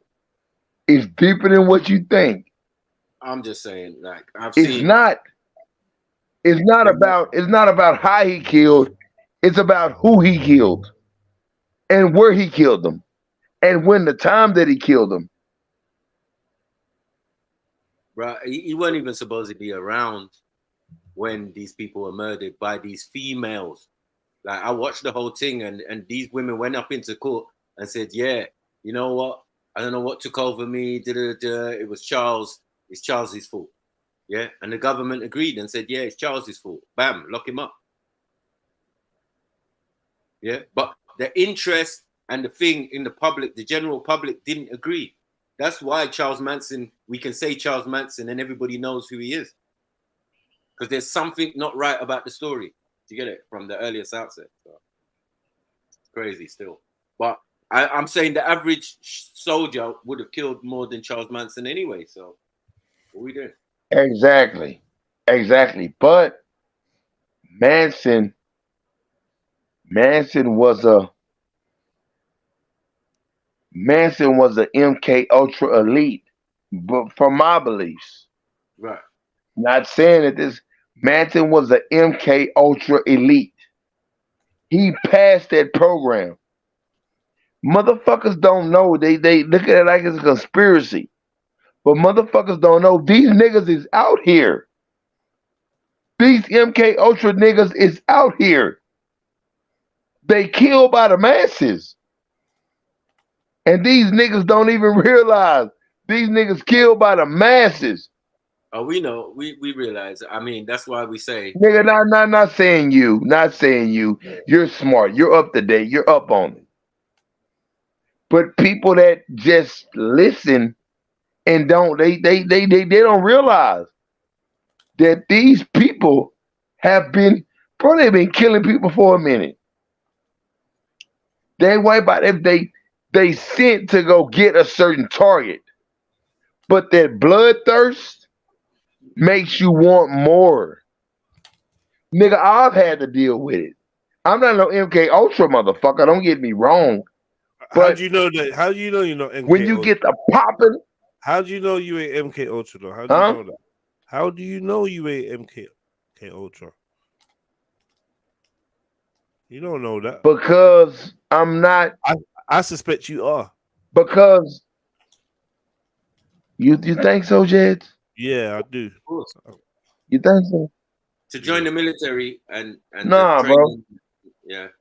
I think most of you are on some mild form, and you got fictitious memories put in place of certain things and certain memories wiped and all that shit. Yeah, definitely, man. I seen this shit, man. Every time I get to talking to y'all, my internet, but I'm about to get kicked out. You don't go to sleep. They put the gas in the room. They knock you out. Yeah, man. They show you on Manchurian Candidate how it works as well. It's deep. Implanted with the code words. And what's crazy is in one of your flows, you call me a Manchurian Candidate. Yeah, they got to pay attention to everything, Jed. Freestyle Friday? Yeah, when you said you Manchurian Candidate, you remember that shit?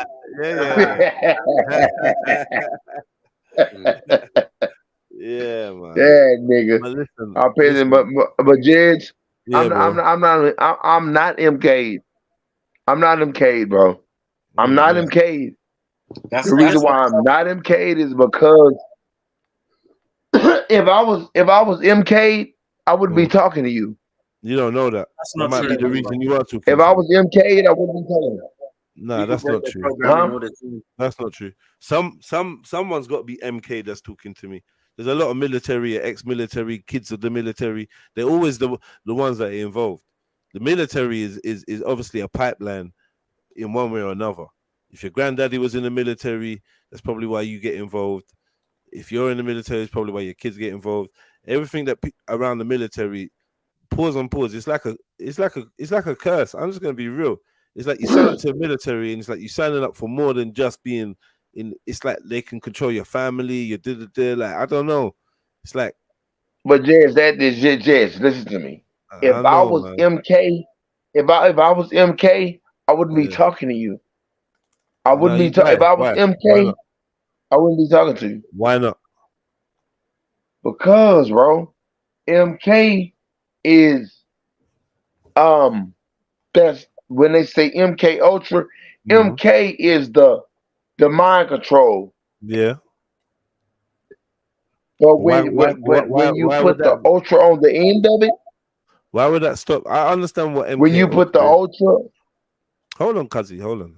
I understand what the MK Ultra is, yeah, but that wouldn't stop somebody that was part of the MK Ultra program or somebody that had the MK Ultra mind control techniques used on them. It wouldn't stop them from interacting with me or going about their daily life. The whole point of it is these people can go off and do hey, day-to-day I'm things and about to carry get out. kicked out. I'm about to get kicked out. Y'all sounding All like robots right now. They're about to kick me out. right, They're about to listen on kick the me playback. out. Listen on the playback. But yeah, the point is that they can do day-to-day things and be triggered. You get me? Yeah. And like they can carry information subconsciously and transport it from place to place and whatever. That's what they say on the outside. But mainly, I feel like these people are easily possessed and become vessels to channel and to do other things like access abilities for other people. I mean, so people will use you. That's why I think MK Ultra is much deeper than that. You know what I mean? So you can access telepathy and telekinesis and whatever, all these other things, astral things and that. You get me? Spiritual things, channeling stuffs and that. That's why you find a lot of these people, they're daughter of the military. You find them channeling shit and rare. You get me? You find their kids into astral projection, and then all of a sudden they become rock and roll stars. Come on, man. The military, man. Nigga, did you just say astral projection? Yeah, family. The military is like Hollywood. You ever astral projected before? No, nigga. Just shut the fuck up. No, nigga. No, I haven't, but I know some people who have. Okay. In the military, yeah? I know some people who have. I know some people who have. Okay. Yeah, man. So the question is, how does one reverse the MK Ultra? You can't reverse that shit. You can. You can't. Yeah, you can. How do you do it? You can. How do you as in you know what? Okay, let me rephrase that. You can. The only way you can is Sky Daddy. You better hope Sky Daddy accepts you. Because if he don't, you're not going to reverse that. They fuck you. Jez, how do you do it? They fuck you. To be honest, I'm not inclined to totally disagree with what he said still. So it has to take supernatural. It has to take right, like as in, yeah. I was thinking along the lines of ritual, because it's all ritual. So there'd be ritual, but like it would become messy, right? But then there could be the other option of like God or the equivalent of God in terms of your actual ability to control your consciousness, because really it's about control, I reckon. So yeah, even if it's fractured or whatever, all these different fractures. Hey Jez, let me ask you something. Hold on, man. No, bro, this real shit. I really got something to tell y'all. Some of these things the fucking girl, like look it up. She said she's seen a baby on the side of the highway. Oh yeah, she didn't see no baby. I wanted to get into that. Yeah, Cara, what's her name? Yeah, cause she didn't see no baby. She made it out. She did, nigga. That's one of them. That's one of them. She didn't see no baby. She didn't see no baby. Her fucking prototype fucking exhausted. She didn't see no baby. But if you know, like if you like us, you know. You look at it and you know. Carly Russell. You look at it and you know. Her prototype fucked up. Shit. Give it 2 weeks, this bitch gonna be dead. They're gonna kill her. They're gonna kill her. They're going to kill her. No, but wait. Didn't they say that she made it all up to impress her boyfriend? And they found that all out now. Jeds, come on, man. Jed, you like you said in your song, you spend years behind the metal doors. Come on, bro. Doors. Come on, bro. Come on, bro. Come on, bro. You not no dumbass, bro. Years behind the You not no dumbass, bro. You not no dumbass, bro. You not no dumbass, bro. You gotta take that, yeah. You not no dumbass, fam. You not no dumbass. Carly Russell is dead. She's gonna die. They're gonna off her. And you know what they're gonna do? They're gonna off her and they're going to put, and you know what? She may get, you know what's gonna happen? You know what? The Carly Russell fund. That's what's gonna happen. They're gonna make a fun out of her. Are you shouting, bro? She's by any chance? I'm sorry, I'm not shouting, I'm just talking. I'm not shouting, I'm just talking, but sorry for getting loud. Sorry for getting loud. But they're gonna make a fund out of her. They're gonna make a fund out of her. And the Carly Russell fund, and you know what's gonna happen is they're gonna put so much money into that bitch, and it's gonna go straight to the elites. Because she's a MK Ultra that got loose. Why the fuck would you, a baby on the side of a road, on the middle of an interstate? You did that shit. But it ain't what was on the road, it's what was behind.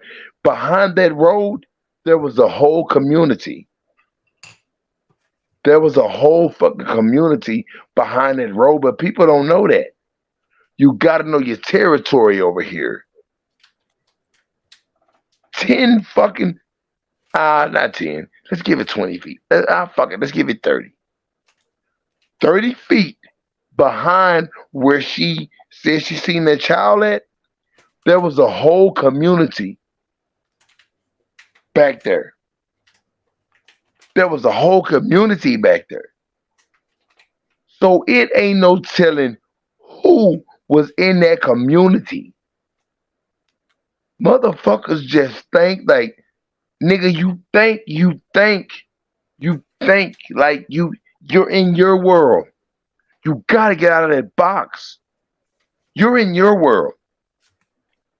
Motherfuckers who have made major decisions that have aspected how we live life is living today, and they gotta silence them. And y'all just think it's just normal procedure. Fuck no. Motherfuckers is getting killed. Motherfuckers is dying. Nigga, they dying out here. Well, you know, bro, they whacking people. Can't live forever, man. You get me? There's been a lot of dying and killing talk coming from you, Ashley, still. But yeah, I hear your point though. Yeah, like we're in agreement. I didn't really get into the story. I didn't even look at it. I was just told about this girl who came up with this who reported that she'd seen a baby and gone missing. And everyone was looking for her. Then apparently a couple of days later, she's turned up at her crib or whatever, and it looks like it was. Hell yeah, Jed. Jed. It looked like it was all a story to impress her boyfriend. So I don't know. Jed, this bitch showed up. This This bitch showed up She walked into her neighborhood. She just walked into her neighborhood. She just walked there. After all of that shit, after all of that, she let the nation know. A lot of people are stupid, but Carly Russell's not dumb. She did, bro. They do this all the time. Just like that bitch that was on the plane. There was a bitch that was on a plane that said, this motherfucker is not normal. I'm getting off of this plane because he's not normal. And her fucking hand gesture. She fucking threw up them 2 fingers. Bro, that's her hand gesture. They signaling, bro. Y'all gotta know. But y'all don't know. Jez, you know. Nah. Anyway, let's play some more of this video. Right, big up. Zulu, you still here? Yeah, Snipes? Yeah. I'm here, man. Age 3.2 million years old, firmly placing her within the timeline of early human evolution. Africa, with its diverse ecosystems and geological features, offered the ideal conditions for our ancestors to adapt and thrive. Lucy's existence challenges the previous notions that the evolution of Homo sapiens followed a linear progression. Instead, her discovery highlights the complex and branching nature of our family tree, with multiple species coexisting and evolving alongside each other for millions of years. In essence, Lucy's discovery was a transformative moment in paleoanthropology. It provides tangible evidence of our ancient past, showcasing our ancestors' ability and paving the way for further discoveries and insights into the evolutionary journey that eventually led to us, Homo sapiens.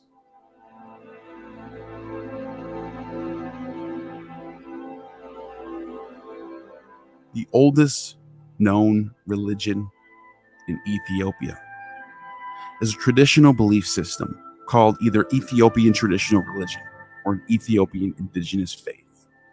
The religious practice predates the arrival of Christianity and Islam by thousands of years. It encompasses a wide range of spiritual beliefs and practices that have been passed down through generations and are deeply rooted in Ethiopian culture and heritage. The same place where Lucy was found, Ethiopia, religion is characterized by its strong connection to nature, ancestral worship, and the belief in supernatural forces and spirits. It incorporates elements of animism, where various aspects of the natural world, such as rivers, mountains, and trees, are considered to possess spiritual essence and are revered accordingly. The practice of Ethiopian religion involves rituals, ceremonies, and offerings to appease and seek blessings from the ancestral spirits and deities. These rituals often take place in sacred sites, such as forests, groves, mountains, or ancient stone structures known as mazgabas. It is important to note that the Ethiopian religion is not a homogeneous belief system, but rather a collection of diverse regional traditions and practices. Different ethnic groups within Ethiopia have their own unique variations of its indigenous faith, often incorporating local customs, beliefs, and cultural elements. With the spread of Christianity and Islam in Ethiopia, Ethiopian religion has experienced a decline in adherence, particularly in urban areas. However, it still holds significance and remains practiced by a considerable number of people, particularly in rural communities, where traditional beliefs and customs continue to thrive.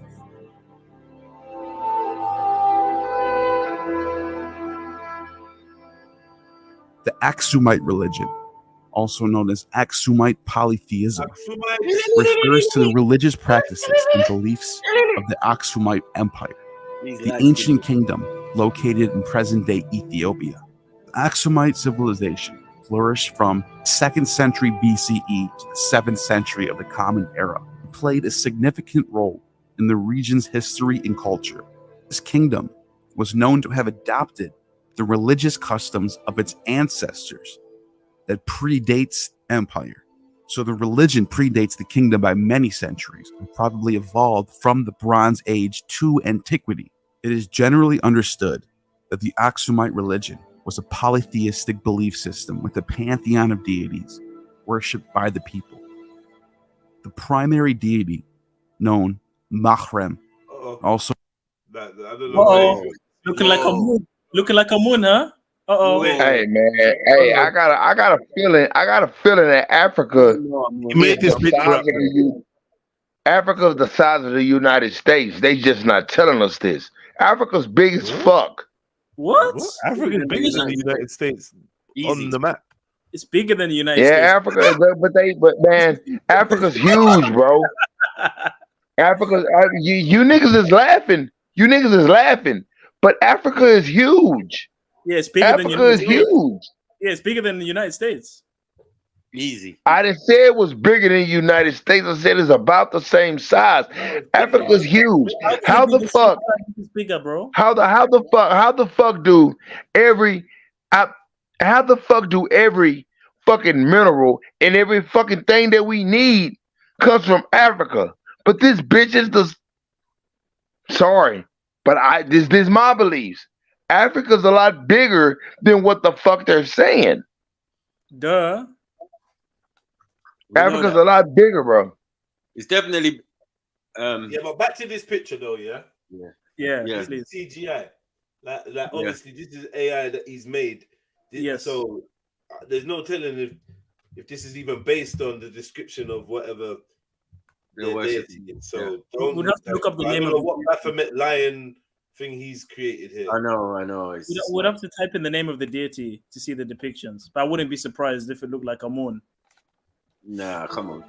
the primary deity, known Mahrem, also known as Astar, was considered the supreme god and the protector of the Axumite kingdom.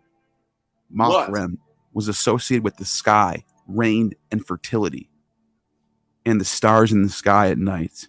The Axumite kings, who held significant religious and political authority, were believed to be direct descendants of Mahrem, solidifying their divine status and legitimacy. In addition to Mahrem, the Axumite pantheon included other gods and goddesses, such as Astar, Bahir, Medir, and Waraka. Each deity had specific domains and the worship of themselves for various purposes, including fertility, protection, agriculture, prosperity. The Axumites practiced ancestor worship as well, believing the deceased ancestors played a role in the spiritual well-being and guidance of the living.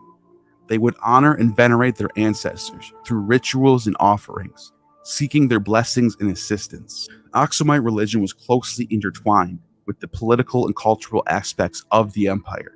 Temples and religious structures, such as the famous Stele of Axum, were erected to honor. You say, bro?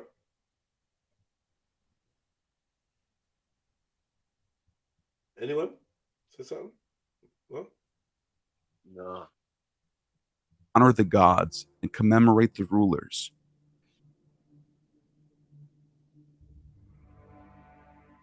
Ritual ceremonies and sacrifices were held to celebrate important events, agricultural cycles, and religious observances, such as the summer solstice or winter solstices, or spring and fall equinoxes. The original Axumite religion, as a distinct and separate faith, ceases to exist as Christianity took root in the region. And by the 7th and 8th centuries, Islam would end up taking control of all facets of culture, which continues today.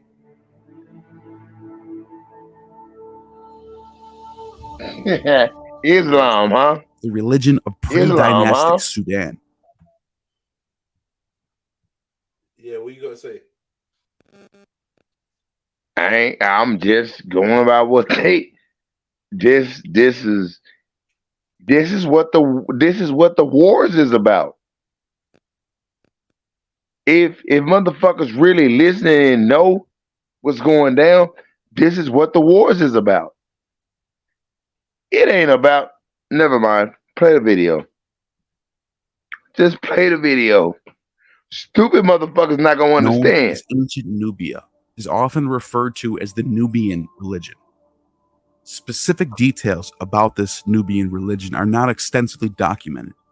Archaeological evidence and historical accounts provide some insights into the practices and beliefs. The Nubian religion shared several similarities with the ancient Egyptian religion, and there are significant cultural and religious exchange between the two regions throughout their history. Nubian deities, such as Dedun, the lion-headed god, associated with wealth and prosperity, and the lioness goddess of Nubia, had counterparts in the ancient Egyptian pantheon. Egyptian deities like Amun were also worshipped in Nubia. This exchange of gods and goddesses suggests a merging or borrowing of religious ideas and practices. Chill out, Zulu. I'm not saying anything. I didn't say anything. Iconography and symbols, such as the Nubian religious art symbols, often displayed similar motifs to those found in ancient Egyptian art. Animal imagery, such as lions, bulls, and snakes, were significant in both of these religious cultures. The use of sacred symbols like the Ankh, which stands for eternal life, was shared between Nubians and Egyptians. Nubian burial practices, particularly in the Kerma culture, featured pyramids and tumuli, similar to the Egyptian pyramids and tombs. The belief in an afterlife and the provision of grave goods for the deceased were common in both cultures, indicating a shared concept of the importance of the afterlife.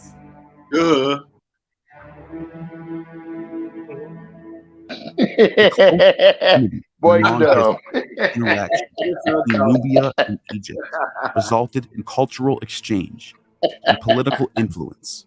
As Egypt expanded its role into Nubia, Egyptian religious practices and beliefs spread into the region, integrating with existing Nubian religious traditions, and vice versa. Nubian religious traditions impacted the growing Egyptian religion. The Nubian rulers, especially during the period of the Kingdom of Kush, adopted religious titles from the Egyptians, and vice versa, further blending the religious practices of the two civilizations. The extent and depth of these influences can vary depending on the historical period and the specific Nubian and Egyptian cultures involved. Overall, religious practices and beliefs of pre-dynastic Sudan, specifically ancient Nubia, contributes to the religious landscape of the entire region. The Nubian-Egyptian religious connection highlights the interconnectedness of these ancient civilizations and the mutual influence they had on each other's religious and cultural development. Dedun is the ancient Nubian deity who played a significant role in the religious beliefs of the region. He is often depicted as a lion-headed god, associated with the wealth and prosperity and abundance. The worship of Dedun dates back to the early Nubian civilizations. The lion-headed representation of Dedun is reminiscent of the majestic and powerful qualities associated with lions, symbolizing strength and protection. Dedun was revered as the bringer of light and material possessions and agricultural fertility. That's above sober. Look at the stuff. He's made this up as well. Also connected closely with the Nile River and the annual flooding, like Osiris was. The flooding of the Nile brought nutrient-rich sediments, enabling fertile soils and bountiful harvest. Dedun was believed to have the control over these waters and was regarded as the bestower of the river's life-giving properties. Bestower. Nubian rulers and Bestower. Yeah. The Star elites often sought the favor and blessings of Dedun for their kingdom's prosperity and Have you not heard of Dedun, yeah? No, I've not heard of that. No. success. He was considered a patron deity of the rulers, protecting their wealth and ensuring prosperity of the realms. Dedun's importance is reflected in the various inscriptions and monuments dedicated to him by the Nubian kings, particularly during the kingdom of Kush's zenith. The influence of Dedun extended beyond Nubia, as his worship is also spread into Egypt. Dedun was associated with Nubia and revered alongside Egyptian deities, but he was also equated with the Egyptian god Osiris, further highlighting the interconnectedness of these two regions. Although Dedun's prominence waned with the decline of the kingdom of Kush and the advent of Christianity and Islam, his legacy can still be glimpsed in the archaeological remains and inscriptions left Hey, behind. pause real quick. Pause real quick. Pause. Have y'all studied Kush? Yeah. I've looked into it, yeah.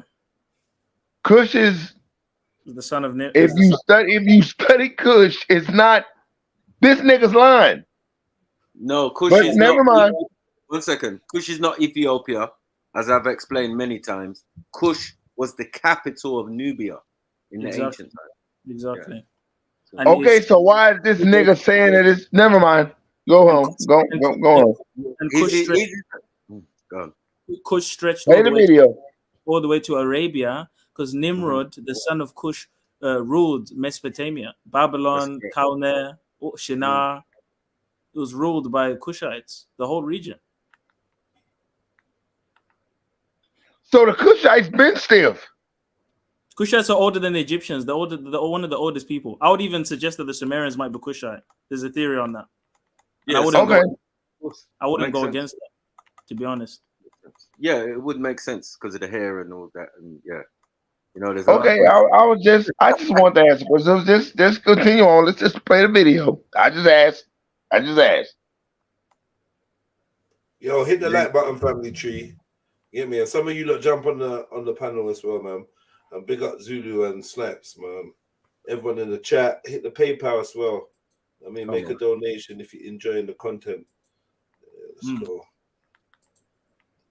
Lion-headed god remains an intriguing figure, representing the Nubian people's deep connection to the natural world, their aspirations for wealth and abundance, and their reverence for the life-giving properties of the Nile. Through the worship of Dedun, the Nubian people sought to cultivate prosperity and ensure the well-being of their communities, emphasizing the significance of material wealth and agricultural fertility in their religious worldview. Today, Dedun stands as a testament to the rich and diverse religious traditions that once... Yo, Stacks, what going? What? Sorry? What you say? So Stacks, what going? Oh, go on. What's going on? Big up, man. Come on. What up, Stacks?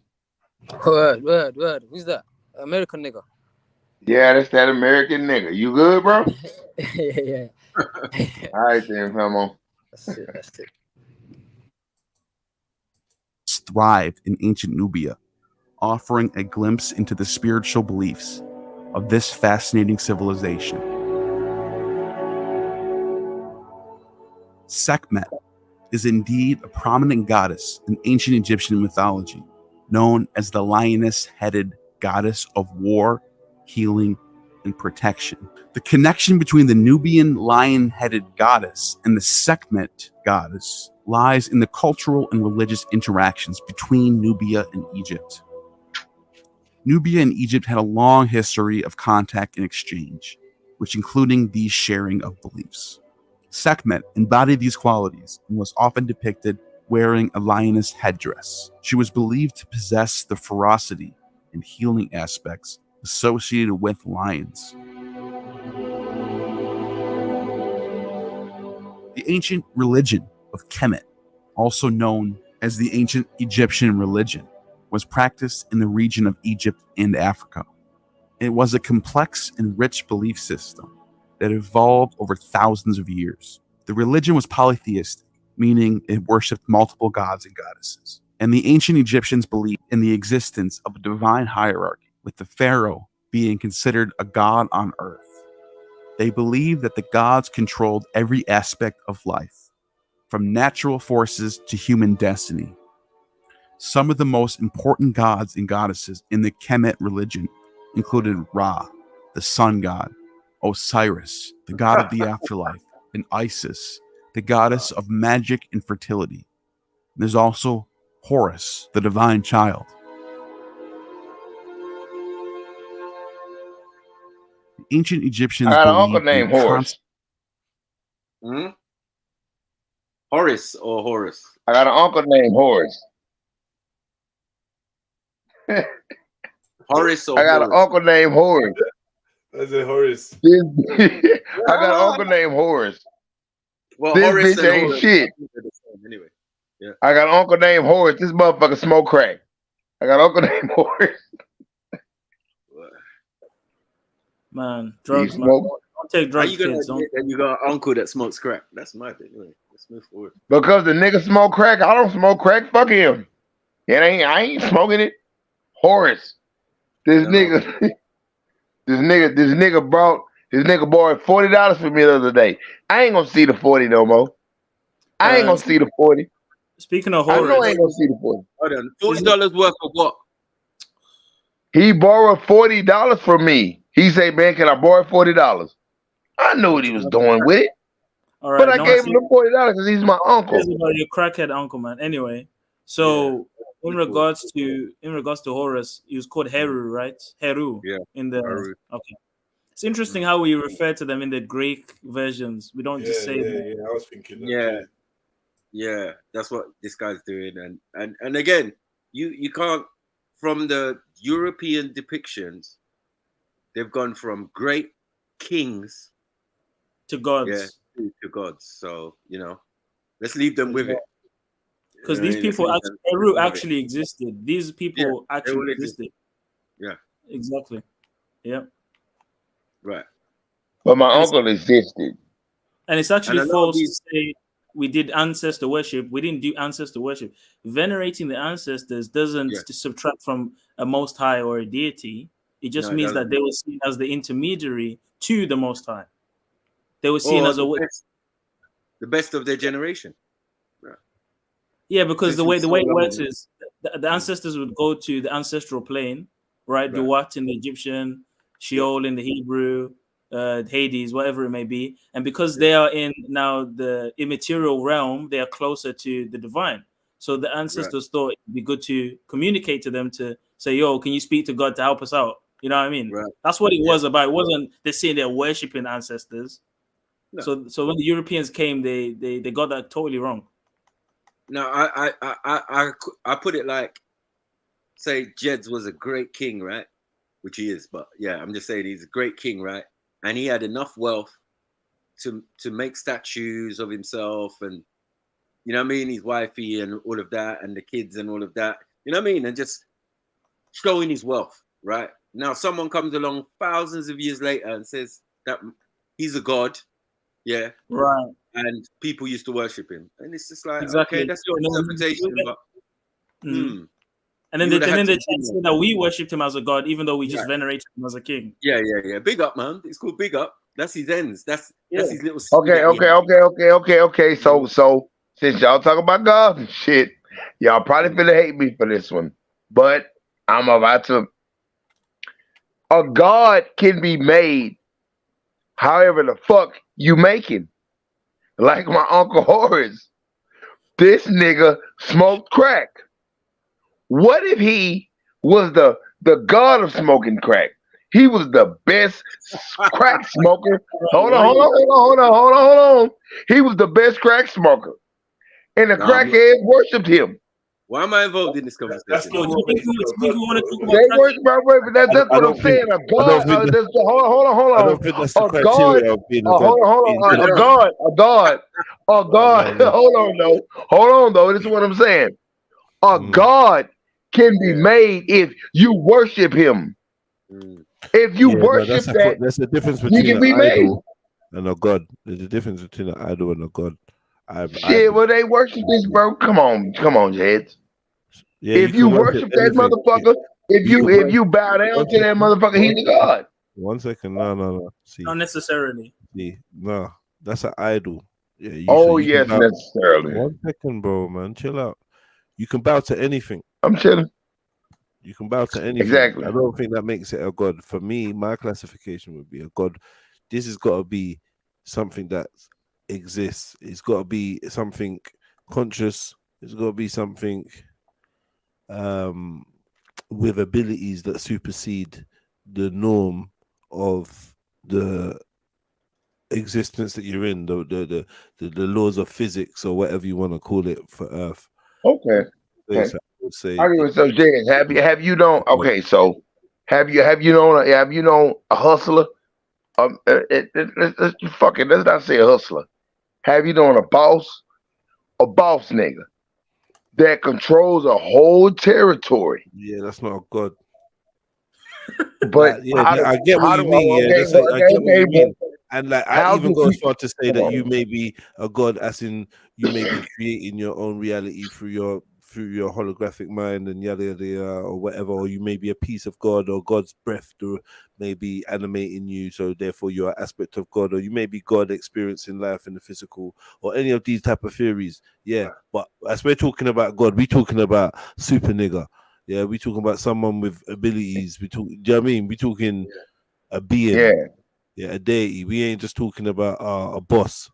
You get me? You the god of rap. Nah. We ain't talking about Jehovah. So how do we not know? How do we? Because we wasn't around when these niggas was around. So how do we not know that these niggas is making him say that nigga a super nigga? We don't know. We wasn't around in those times. I agree. No, but we do know the attitude. So you're just gonna believe everything they tell you? You're just gonna believe everything they tell you? We wasn't around. No, you believed everything they told you. Like, stop pushing it on us. Like we believe No, you believe everything they told you. That's why you listen to this dumbass shit. Come on, bro. We would have all been in the army as well. You know what I'm saying? Nah, bro. Nah, yeah, I understand about the army shit, but from being in the army, my perspective from being in the army, in knowing and listening, shit. Yeah, but and from listening, hell, you better hold on, bro, man. You better recognize some lit dudes that didn't need to be in the army to accumulate certain information or certain perspectives. So, like, I don't know, you're drinking and your drink's telling you that everyone on the panel is dumbasses because you're used to talking to dumbasses, but you know we ain't that. So no, I'm not. I'm Jed. I'm not saying everyone is dumbasses. Listen, let me finish. I ain't taking it personally, but I think you're getting a little bit confused when you're talking to us. No, Jed. I'm not saying everyone is dumbasses. Because listen, you telling us that we take everything we believe in. You're not even listening to the narrative. What's going on right now is this man on the screen is saying that these people were gods. Sniper is saying that these people were kings. Yeah. So that's obviously not the narrative that's being given to them. I'm saying. So do you believe they were gods and kings? Yo, 1 second, man. I'm saying that there's a possibility that they were one or the other. So I'm open to both narratives or even a mixture. God kings. I'm open to that. Fallen angels or fallen or Nephilim. I'm open to that. Let's just say. Yo, you're fucking up the conversation, man. I don't necessarily. What the fuck am I? Fall back, man. I don't necessarily buy when man tries to do the full neo-chemic vibe. Oh yeah, they're just aspects, and man, they're just animomorphic, and it's not really real when they're just. And I feel like sometimes you man try to go down that road. You try to run away from the fact that this was a religion. I'm like, nah, man. There's some spirits and I'm not, shit bro. Come on, Jez. Like this is just kings and shit. We know. Come on, Jez. I'm not running nowhere, Jez. I'm not running nowhere, Jez. Right. Later on, man. Yeah, and it happened, and it I'm happened not over time. It did become that. So, you know what I mean? Like, we're not arguing. Like, Which one is it? Because I feel like you trying to run to the end of it's all. It's like what do you call it? The Titans TV angle. Oh, it's all science, symbolism and not actual deities. No, of course, there's no actual letters. It's just expressionism in the highest form of aspects. You have to understand and be a Mason and get the Masonic code of what it's actually trying to transliterate to you. Yeah, but I feel that you need to study all aspects, and all aspects lead down that road. Can I say this? You know what I mean? It's not what I'm saying, it's what they're saying. What are you saying? Are they gods or not, bro? Yeah, on one side, they're saying they're gods, right? Yeah, go on, Zulu. That's definitely clear, right? Honestly, and on one side also, on the same side as Kemet, there is a point where it actually became that. Right. But in the time when they were created or made figurative, it wasn't that. But in the beginning, basically, But later on, it became that. Over many generations, by the time you get to maybe the 18th or the early dynasties, that's when it becomes a thing. Like, and even some men get raised to that status. Precisely, you know, yes. Like Horus. Imhotep. And Horus, for example. Because if you look at Nama, the first pharaoh of unified Upper and Lower Egypt, became deified as a god later on. Right. So we know that they were able to do that with kings, that we can verify were actual kings that eventually became gods. So it's not a fringe theory, but I do agree with Jez in the sense of it doesn't change the fact that at some point this was a spiritual thing. They had temples for these deities. They made sacrifices for these deities, and they took it very religiously or spiritually. So it's not just science and these are just kings and then that's it. That's the end of the picture. No, there's definitely some spiritual aspects to this, but I think it's a bit of both. Again, it's not going to be like pharaoh. There was no word pharaoh in those times. So then we go to the words that were used, and it only relates to being a king. To say you're Nagus or Nasut, these all just meant kings. So there's more evidence to say that what we're saying is correct, but at a certain stage, yes, it became something else, which I don't understand because it's the same Europeans telling us this. Especially during the Ptolemaic period of Egypt, right, Max? When the Greeks came in and they started making up Serapis, making up their own gods, and they sort of brought in their understanding of way of viewing things. So a dog head or a falcon head is what?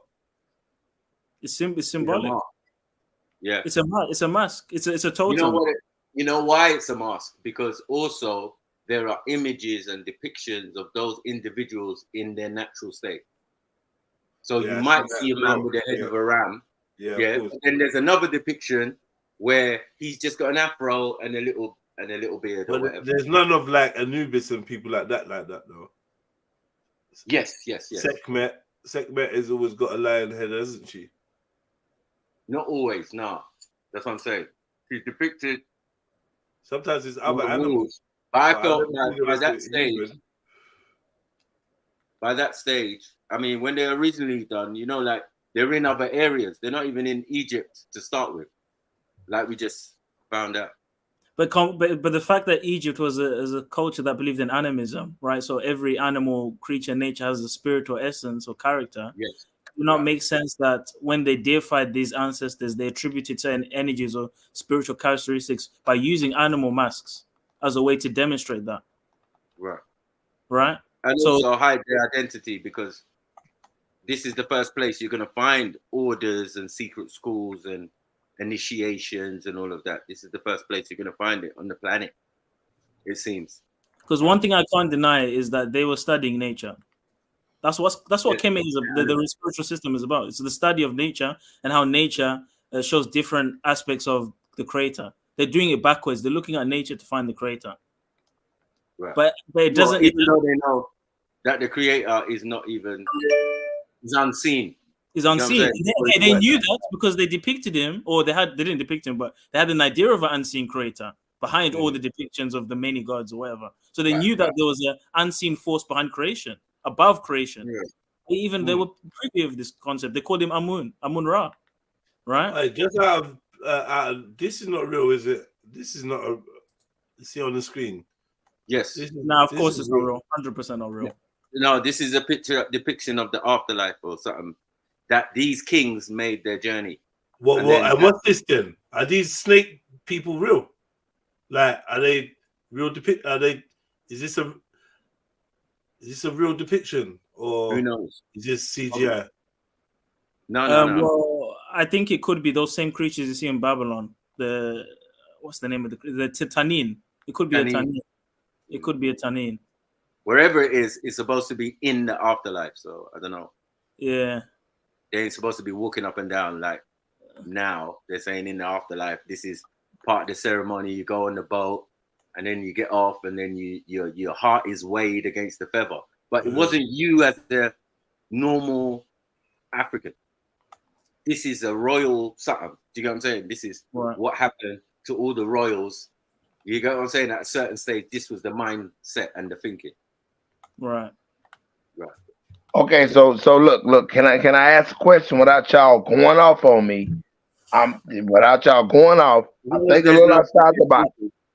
Yeah. So can I ask a question? If you are a god, do you die? If you're a god, do you die? What is that? What is death? Exactly. No. Answer my question. If you're a god, do you die? Is death not transitioning to a different state? Hold on. Hold on. The answer to your question is this. Okay. If we die, in that sense, God may die. If we die, is that the end? That is the eternal question. If a God dies, is that the end? That's the eternal question. Right. However, however, in this context, a lot of the time, gods are viewed as being immortal, and that being a big difference between the gods and the man. That the men are finite and they run out of life, and gods don't run out of life. But I think that concept is more complicated than that black and white kind of framing. Yeah. You know what I mean? As in, just because you're immortal, as in naturally, if you just sat in a room, you'd live. But you can be extinguished, vanquished. Get me? But not if you a god, bro. But not if you a god. No. Stop.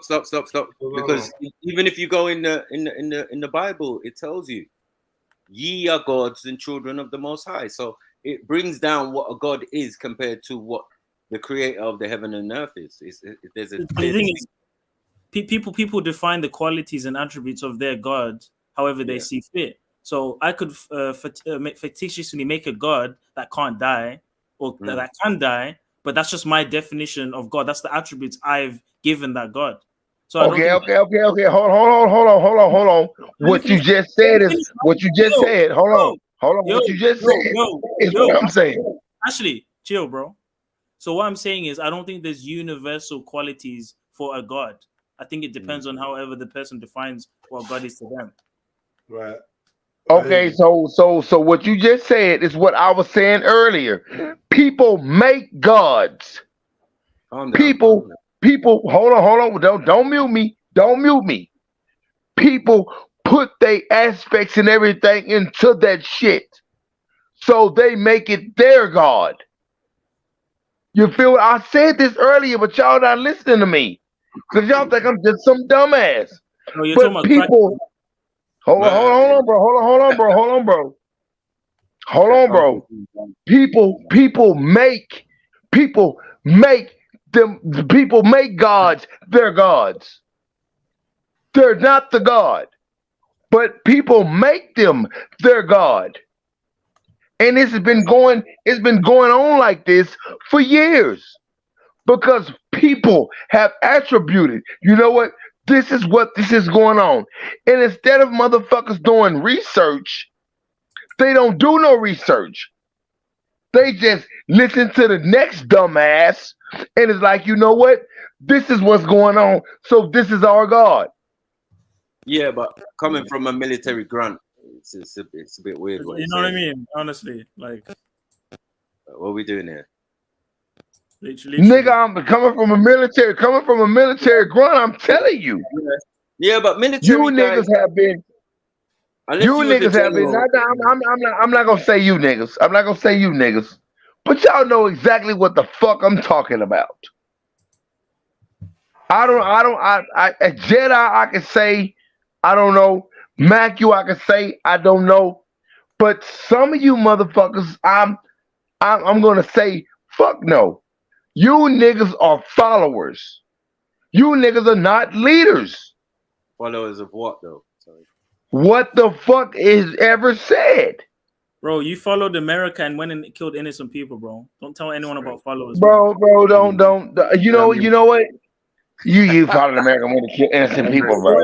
Babylon, nigga, anybody that stepped in that field in front of me, they were there to kill. So they're not innocent. Shut the fuck up. What? That's stupid for you to say that. Why'd you feel guilty then? Why'd you feel guilty? Because nigga, like murder is murder. Right. Murder is murder. You're innocent, bro. You ain't killed shit and you ain't gonna let nothing die. That's what I'm saying. You talking like you just got some sense. Anybody, when I got my gun in front of that motherfucker at that point, when I got my gun in front of him, he's a killer too. So don't give me that shit, killing innocent people. You act like I went over there and killed a nigga that was reading a book. Shut the fuck up, bro. And watch what the fuck you saying, because you don't know what the fuck you're talking about. You fucking idiot. Shut the fuck up. Killing someone in their land is a bit, you know what I mean? Because you're there. They're not where you are. They didn't come to America and make trouble with you. You went to their country, and now you're saying that if you see someone out there, yeah, they're the enemy. That's what they taught you. Right. Macu. They knew that Macu. Hold on, Macu. They knew we were coming. It's war. It's war. It's war. But war. So don't act like this, nigga. You nigga don't act like you know what? You know what the crazy thing about it is? The crazy thing about it is they ain't came to the States. Cause if they come over here with that bullshit, nigga, somebody, I don't give a fuck who you is. Actually, once we go there, my brother. Once we go there, if we go over there, if we go like you say, we've been over there. Like you say, we've been over there. What? What, man? Who's the we you're talking about? Are you fighting for America? Is America your people? When you say we, what do you mean? What are you fighting for? Bitch, I'm talking, bro. Look, you. I don't know you. I don't know you, and I don't got no respect for you. So you can blatantly shut the fuck up. So what the hell, man? Right now, man. I'm not your motherfucking brother. If you're not Mac, you a Jedi. I'm not your fucking brother. You can't disrespect my bro. You can't disrespect my bro, man. He weren't disrespectful. He's asking you a question. Who the fuck is he, Jedi? Who the fuck is he? It's Zulu. What you talking about? Who's that, man? No, you don't know. Oh, fuck, my bad. My bad, Zulu. Oh, fuck. I ain't recognize your voice, bro. My bad. Zulu. No problem, fam. No my problem. fault, Zulu. I asked you a question, though, homie. My fault, Zulu. I didn't recognize your voice, bro. I'm sorry, bro. You been real 100, bro. My bad, Zulu. Okay. My bad, Zulu. Okay, brother. So I asked you a question, fam, yeah? So you said we have to fight. What if they come here and you keep saying this term we? Who are you referring to? Are you saying that you're fighting for America? You see America as your people? No, what I'm saying is this, Zoo. What I'm saying is this. If we as a whole are sent somewhere, because me as a person is not going to be sent over there by my goddamn self. That's what I meant by when I said we. Okay. Damn, Zulu, I didn't mean to curse you out, bro. My bad again. But Brother, it's okay. It's okay, man. but if me as a person is sent there, then yeah, that's a little bit different. I would say me. But Okay. we as an organization is sent there. That's the problem. So that's what I mean by Actually, that's what I mean by we. So hold on, Zoo. Hold on, Zoo. All right. So if I'm at that point to where I'm face to face with a motherfucker, the only way I'm face to face with that killer is if that killer has signed up to kill me. He's a killer. There's no that nigga's a killer. You gotta murk him. Sorry. He's a murderer. But is he's a murderer? He's right there. Okay, his job is to take me out. Are you in his land or he's in your land? Shit, but if I'm in it, Bazulu, say you come to my land. Say you come to my land, right? And say you come to my land, but you got that gun on me. You come to my land to murder me. So if I come to your land to murder you and you're standing there, you're a murderer at that aspect. I'm the op. Your job is to kill me. Your job, hold on. Come to your land, bro. They ain't come to your land. Your job is to murk me, right? That's your job. You signed up for this. Your job is to kill me. So you know what? I'll sign up for this. I'm not going to let you kill me because I got to get back to my family. But who are you fighting? Your job is to kill me at that point, right? Who are you fighting for? Your job is to kill me there. Who are you fighting for, bro? You're fighting for Babylon, bro. That's the problem. But this is the problem. You think I'm fighting for Babylon. Maybe I just wanted to kill somebody. What? I'm not fighting for them. I'm not fighting for them. I got murder on my mind. What kind of sick That's shit is what I'm that? saying. You think what in the Y and W Melly is going on? You know what I mean? Like, what? Who says shit like that, bro? Nah, you know you think Ashley, please. What up? You've literally just what up, bro? You've literally just shot on everything you said when you first came in about feeling sorry for what you've done, the remorse. Now you just wanted to kill people for the sake of it. What is that all about? Hell yeah, and that's why the fuck I feel bad. That's why I feel bad because there was a. Go on. This brother's sick, man. No, poor thing. You don't understand that if you go to someone's land, and they're defending themselves, you're saying they're a killer, and I just don't see it the same way necessarily, you know. But it's not even about defending. He said he wants to do it. He just wants to do it for the sake of it. No, that's him. I'm saying he's saying the opposition is murderers and killers as well. That's what they trained you to think. That ain't necessarily true. It's a man defending his yacht and his family and his kids. Of course he's gonna look military to you. Why not? That's the exact time you're supposed to be like that. But other than that, nah, man. Not for someone else's cause, just for oil and shit. Right, come on, man. Yeah, it doesn't help that he's intoxicated because it's like he's coming in and out of reason. So it's like I can't really follow. It's hard. Yeah. He needs to sober up, man. Mad military logic, boy. Scary though. No, it's scary because look at the damage it's done, man. For him and other people, you know what I mean? It's mad. Oh yeah. Sheesh. Because he probably hasn't gone into detail about the extent of what he's done. He hasn't gone in, obviously, for obvious reasons, but it must be that. It must be bad, bro. Like, it must be bad. No, man, I can understand. I haven't been in a war or whatever, but I can understand that if a real bomb, goes off next to you, that ain't no fucking joke.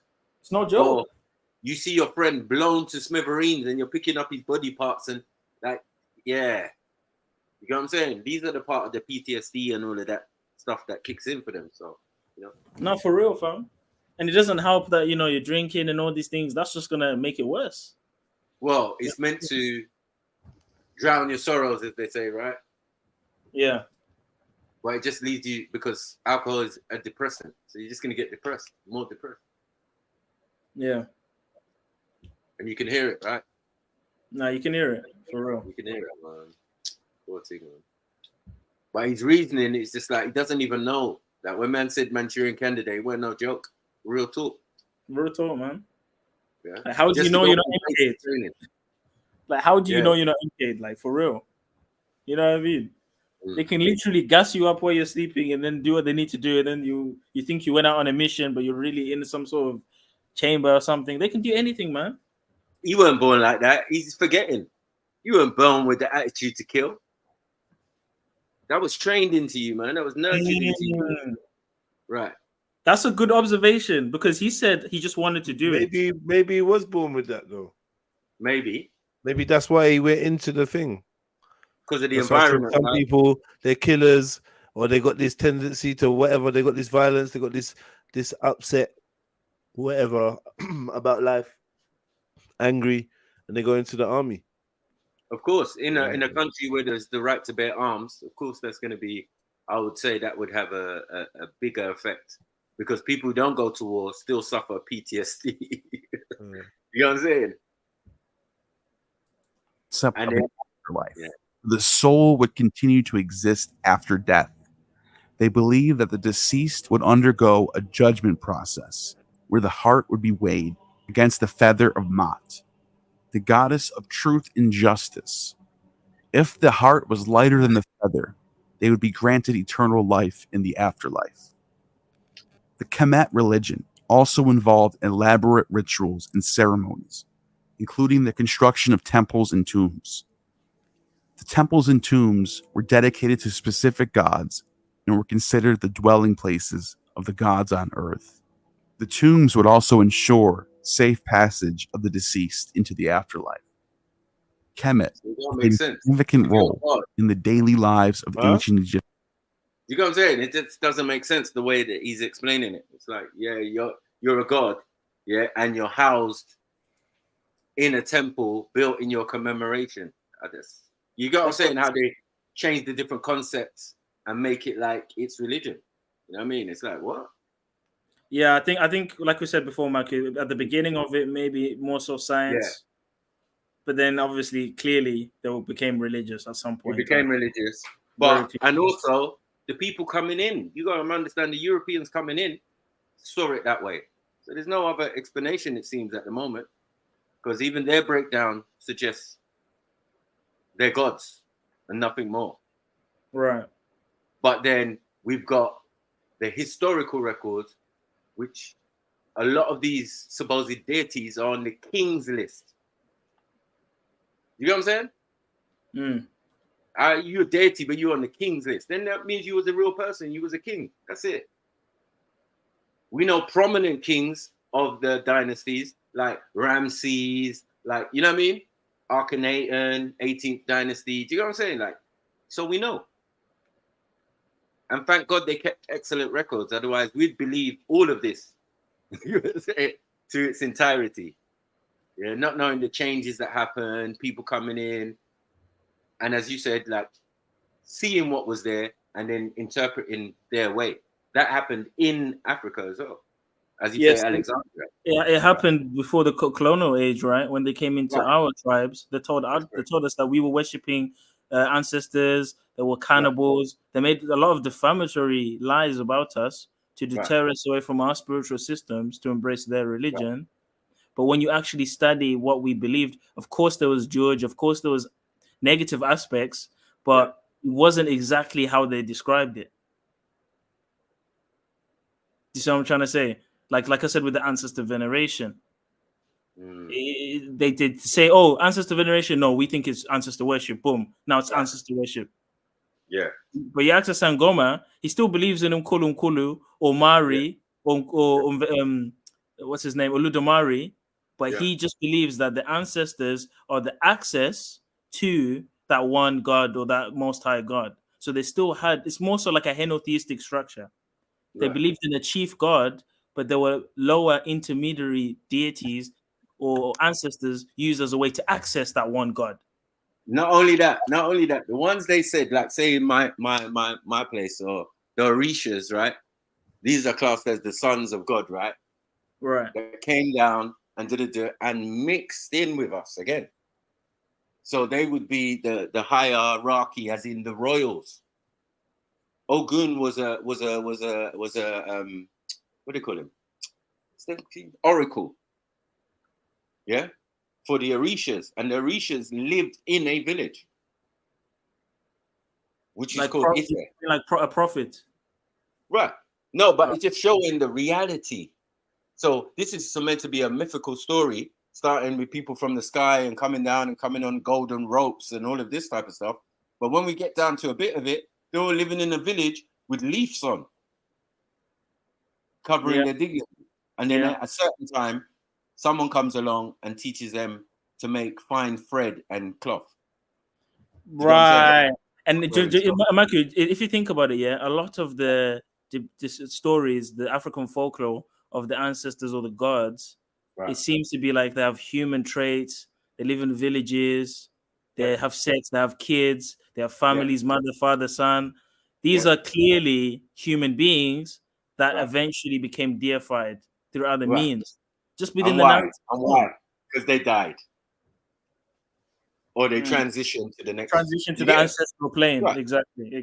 Now you go as far as the Dogons, they're talking all sorts of stuff about Nomo and the Nomos and da-da-da. You go to South Africa, they're talking about the Nomos and da-da-da-da. Do you get what I'm saying? But you go to Kemet and they tell you straight that the Dogons are Kemetans.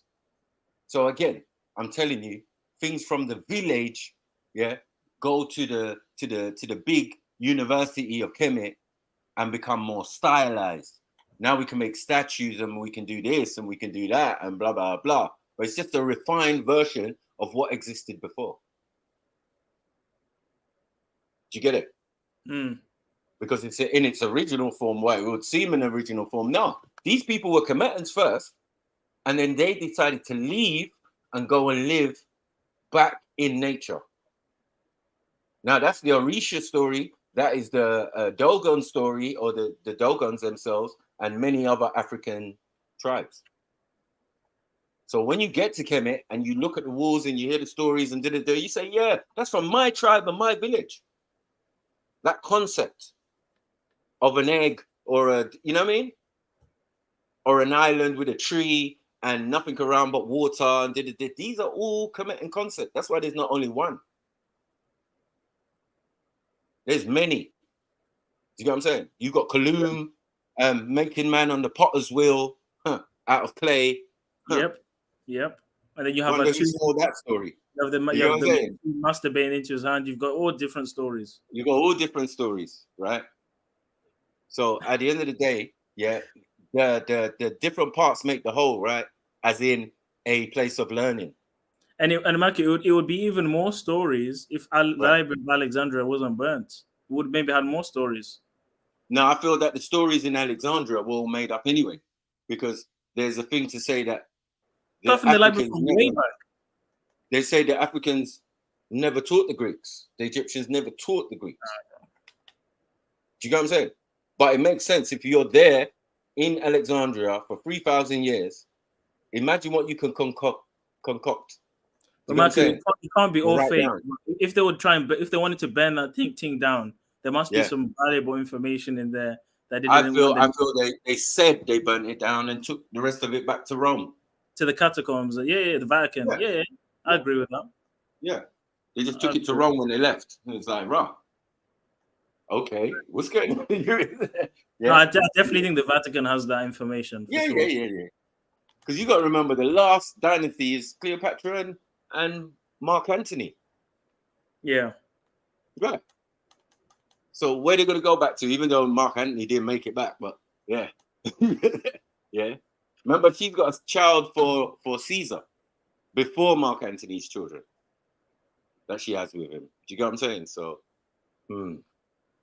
but it just shows you Alexandria, it was definitely there for a long time.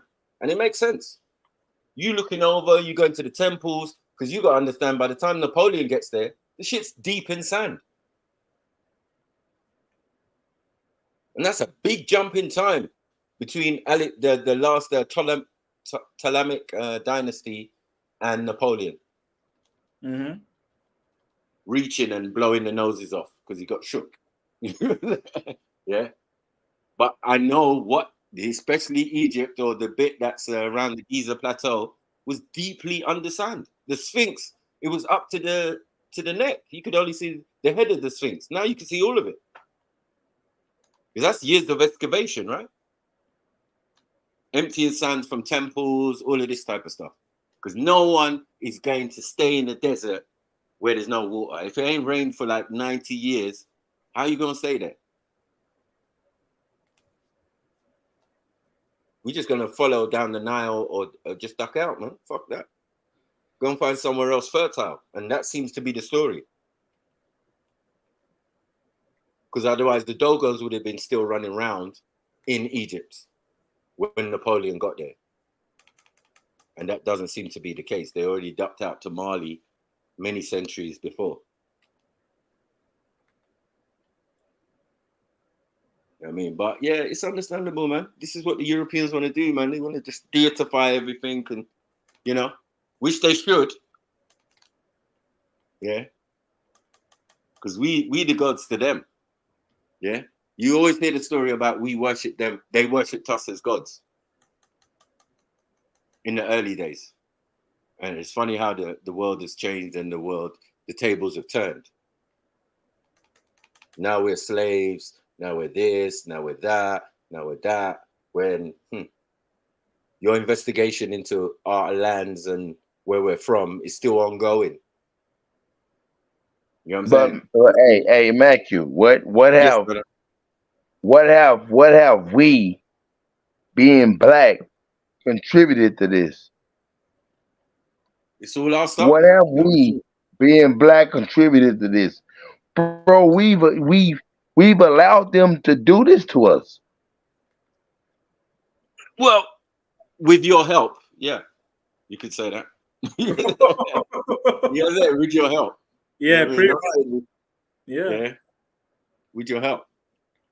Yeah, people like all you. They got to tell you is those people are the enemy, and murder, murder, murder, kill, kill, kill. You know what I'm saying? It's niggas like you actually that work with the enemy against their own people for money, and it's the same thing that happened in Africa when they were selling land for for sugar and for all these things. You're that kind of person that goes against your own people for money. It's that same kind of energy, bro. That's how it happened. Yeah. If you really want to know. There was lots of military campaigns by these Europeans with loads of Africans in tow in their armies and stuff. So, you know, to attack different regions, it didn't seem to bother some Africans. They were all of the Ashley mindset of thinking. We've been colonized. We might as well roll with them. Yeah. Oh, you lot, go over there and kill those Africans now. Yep. Yes, sir. Yes, sir. Yeah. Then we have to slaughter you, and then, you know, it's bad news for us because they're not having it. Because you got to ask yourself, how did they acquire all that information about the tribes, the land, the language? Because we had some coons that were going around telling them wagwan. Snitches. That's what happened. You know what I mean? Just like Josephus, who went and told the Romans all about the Jews, told them everything, how to defeat them, the Sabbath, or go on the Sabbath when there's less soldiers guarding. There's always been coons out there, bro. Because if we were unified and we didn't have any snakes, we would have smoked them, bro. That's facts. That's facts. They can't tell us nothing about military. Yeah, we invented the concept. And they're still studying the bullhorn technique from Shaka Zulu today in the Pentagon. Exactly. Yeah, tactics. Bare African leaders and stuff, tactics. Hannibal, all sorts, tactics. So to say that we're not warring and we just bent over and nah, history doesn't say that. History says it was a fight.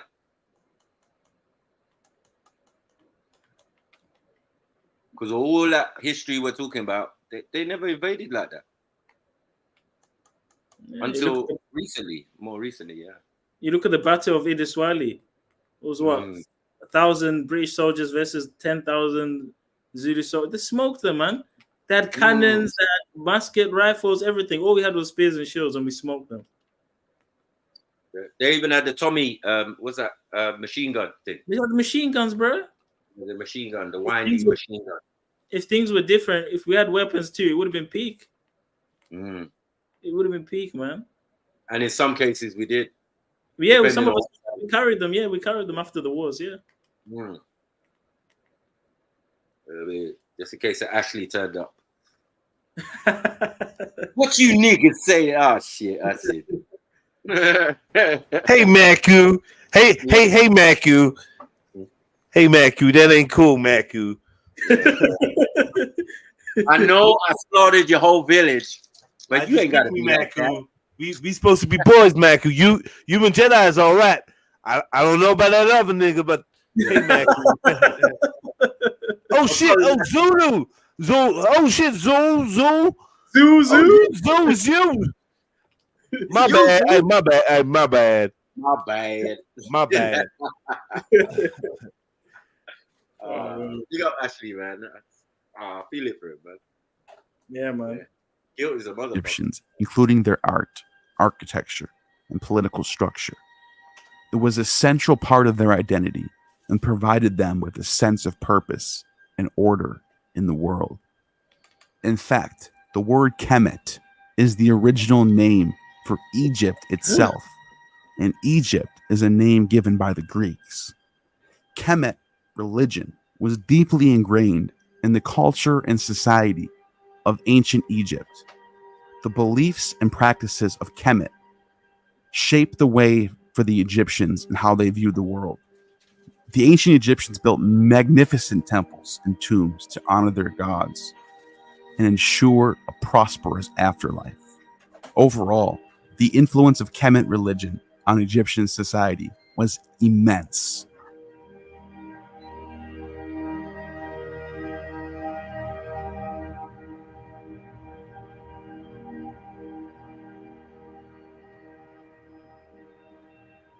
An area known to archaeologists as Wadi Halfa in modern-day Sudan, which used to be called Upper Egypt, has some of the oldest known structures in the world, discovered in Egypt by the archaeologist Waldemar Chmielewski along the southern border of Wadi Halfa, Sudan. The structures found here are dated to 100,000 BCE.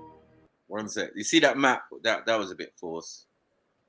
I can't even lie. It's just like those type of inconsistencies that ig me. You know what I mean? Like you showing the whole of Lower Egypt as upper and lower, and that doesn't even make no sense. You know what I'm saying? Doesn't even make no sense. Interesting how he's saying 100,000 BCE. Yeah. But the oldest evidence so far we have for Kemet it depends, because if you're saying as a civilization, that's different. But if you're saying as like an empire or a kingdom, it's like 5,000 years old. Well, it's more than that. If you're saying as a civilization, of course, there's pre-dynastic, and then there's the Nakada civilization. But as the Kemet we know, it's like 5,000 years old, bro. So they say, but then again, there's evidence to say that it's not necessarily true. It's closer to 8,000 and 10,000 years. It's debatable. Yeah, it's debatable, but it's something they brought up. You get me? You can't say between the conjoining of Upper and Lower Egypt is the beginning of Egypt. That's a bit. Yeah, but I'm saying pre-dynastic is 5,000 years, bro. Even way before Nama, it's 5,000 years. Yes. So that's the same as Sumeria. Sumeria is also 5,000 years. It's slightly older by maybe a few hundred years than Kemet. Roughly the same though, but it's 5,000 years. Civilizations of like 5,000 years. No, that's not right, Zulu. From the dynastic, look it up. I'm not making it up. Yeah, but from the dynastic period of Nama, from then to now is 4,500 years or something like that. That's what they're saying. Right.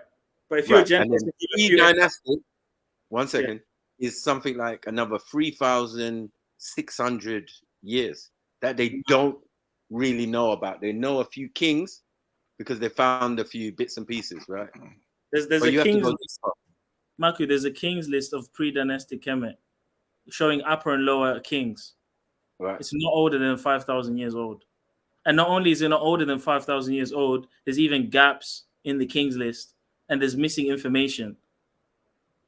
Yeah, It's like, but oh, if you the hip hop king, the scorpion king, this king, and there's no dates or information around it.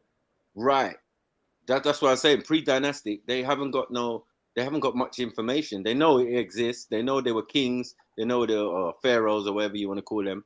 Yeah, they know that, but they don't know every single one. And there was no list. No, there was only list of the dynastic period, or after Menes, which is the first dynasty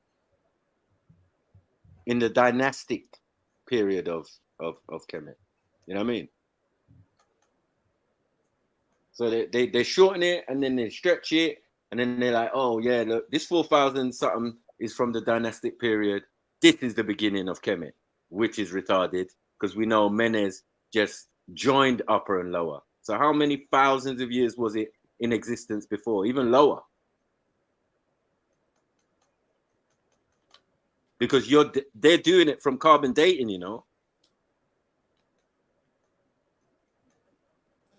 They're doing it from carbon dating, and we know how dodgy carbon dating is. You know what I mean? Exactly. So could it even be young? It could be even younger than any of the numbers that we've been given. It could be younger and it could be older, but until they can measure stone correctly, that's still not even going to give you any clues, because that might be at the time of excavation when they excavated the rock out of the thing, because the rock. We can measure stone correctly, and it's like, who's we? There's no we. Exactly. We're not doing nothing. I told you, we sit at the other end of the machine with a bowl and wait for whatever plops out. That's what we do. That's and so yeah. So they expect us to estimate like they do. And so do the archaeologists. They just go based on the curriculum they've been and the formulas they've been taught, and they give us the answer. But what messes them up? Then they find. I would say archaeology on anything significant is restricted for initiated personnel. Exactly. Amen. Exactly. So what they're going to put out these ologies are clearly industries with gatekeepers. You know. Yep. Just like when they dig in the earth and only certain people go down there. Just like when they go supposedly to the space station, only certain people go up there. Come on, bro. Come on, you're right about that. If you look into it, I think it's the Martin Bennell and someone else School of Egyptology. Yeah. And I applaud people when they used to come to me and say, yeah, Kemet. I said, oh, what are you talking about, Kemet? Oh, Egypt. Oh, yeah, man, there's Egyptology there, man. Look. You've got a whole plethora of information if you want. Yeah. But you don't want to do that. You say Kemet because you know that's too much information for you to deal with. They're still dealing with it. And once you're dealing with the remaining structures. Sorry. Sorry, probably. Go to. Are oval depressions, about 30 centimeters deep, 2 by 1 meters across. Many are lined with flat sandstone slabs, which serve as tent rings, supporting dome-like shelter of skins or brush. This type of dwelling provided a place to live, if necessary, could be taken down easily and moved. They were mobile structures, easily disassembled, moved, and reassembled, providing hunter-gatherers with semi-permanent habitation. Disrespect. Hunter-gatherers, you know. The oldest religious belief system in this region is called the Dinka religion. Look at that. How are you telling me hunter-gatherer? Hunter-gatherer ain't doing that. What is it, Stone Age? What is it? Tell us what it is, because it's not what you're telling us it is. These people are far in advance of even now. Okay. The Dinka religion is an indigenous belief system practiced by the Dinka people of South Sudan, which became a part of what was later known as Upper Egypt. These are the southern realms of the Egyptian dynasty. It is a traditional African religion that has been passed down through generations and is deeply rooted in the cultural and spiritual traditions of the Dinka community.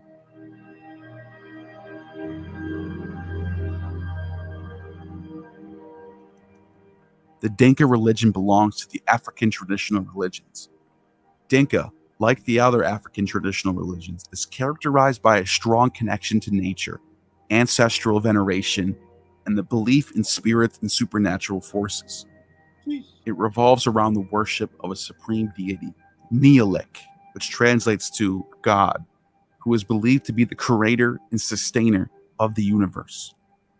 Ancestors also hold a significant place in the Dinka pantheon, with rituals and offerings conducted to honor and seek the guidance of the ancestors. The Egyptian religion also deifies the pharaohs and venerates ancestors in their tombs in the same way the Dinka people tend to do the burial sites. The concept of Ma'at in Egypt is comparable to the Dinka belief in cosmic order.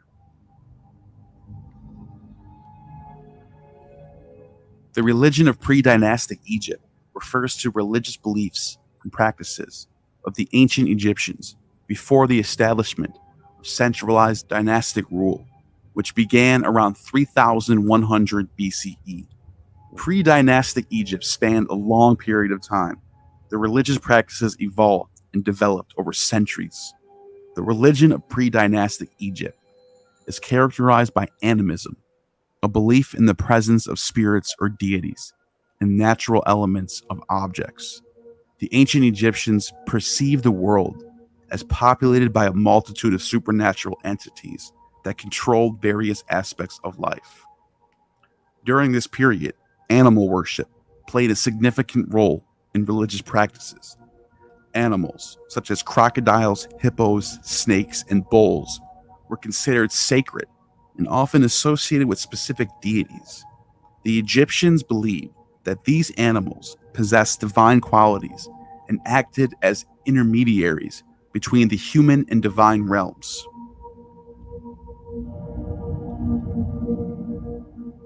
The worship of ancestors and spirits of the deceased was also prevalent during the pre-dynastic period. Ancestral spirits were believed to have influence and could intercede on behalf of the living. So in turn, rituals and offerings were made to honor and appease these spirits, seeking their protection and guidance. Cosmological beliefs were an integral part of the pre-dynastic Egyptian religion. Sky deities such as Horus and Nut represented the heavens, while earth and fertility deities like Geb and Hathor were associated with the land's abundance. The worship of natural phenomena such as the sun and the Nile River and other natural elements played a crucial role in pre-dynastic Egyptian religion. The sun, personified as the god Ra or Atum, was highly revered as the source of life and vitality. The Nile River, known as Hapi, was seen as the lifeblood of Egypt, providing fertility and sustenance to the land. As pre-dynastic Egypt transitions into the dynastic period, these religious beliefs and practices continue to evolve and become more complex. These deities became more anthropomorphic, with human-like characteristics and intricate mythological narratives surrounding their roles and interactions.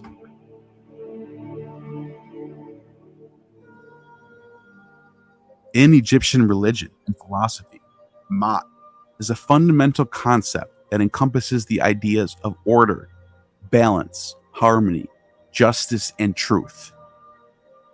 It was both a cosmic and ethical concept that guided the beliefs and behaviors of the ancient Egyptians.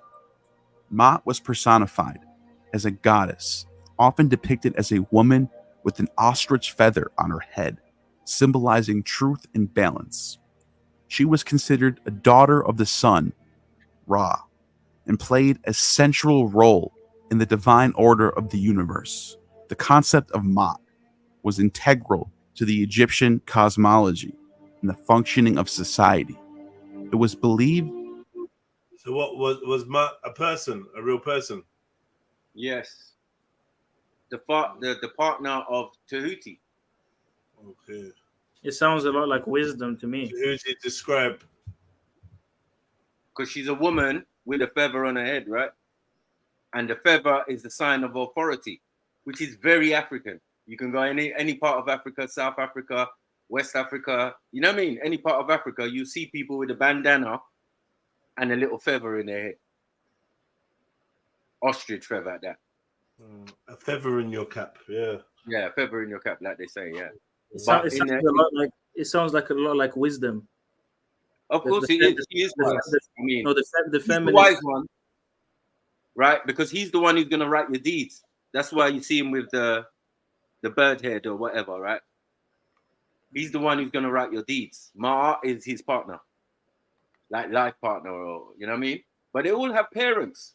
So I don't know where this God thing is. It's just dumb. You know what I mean? But no problem. You know what I mean? You can understand because you're not mentioning the ones that preceded them. And if they're gods, how have you got gods that precede you and birthed you? Doesn't make sense.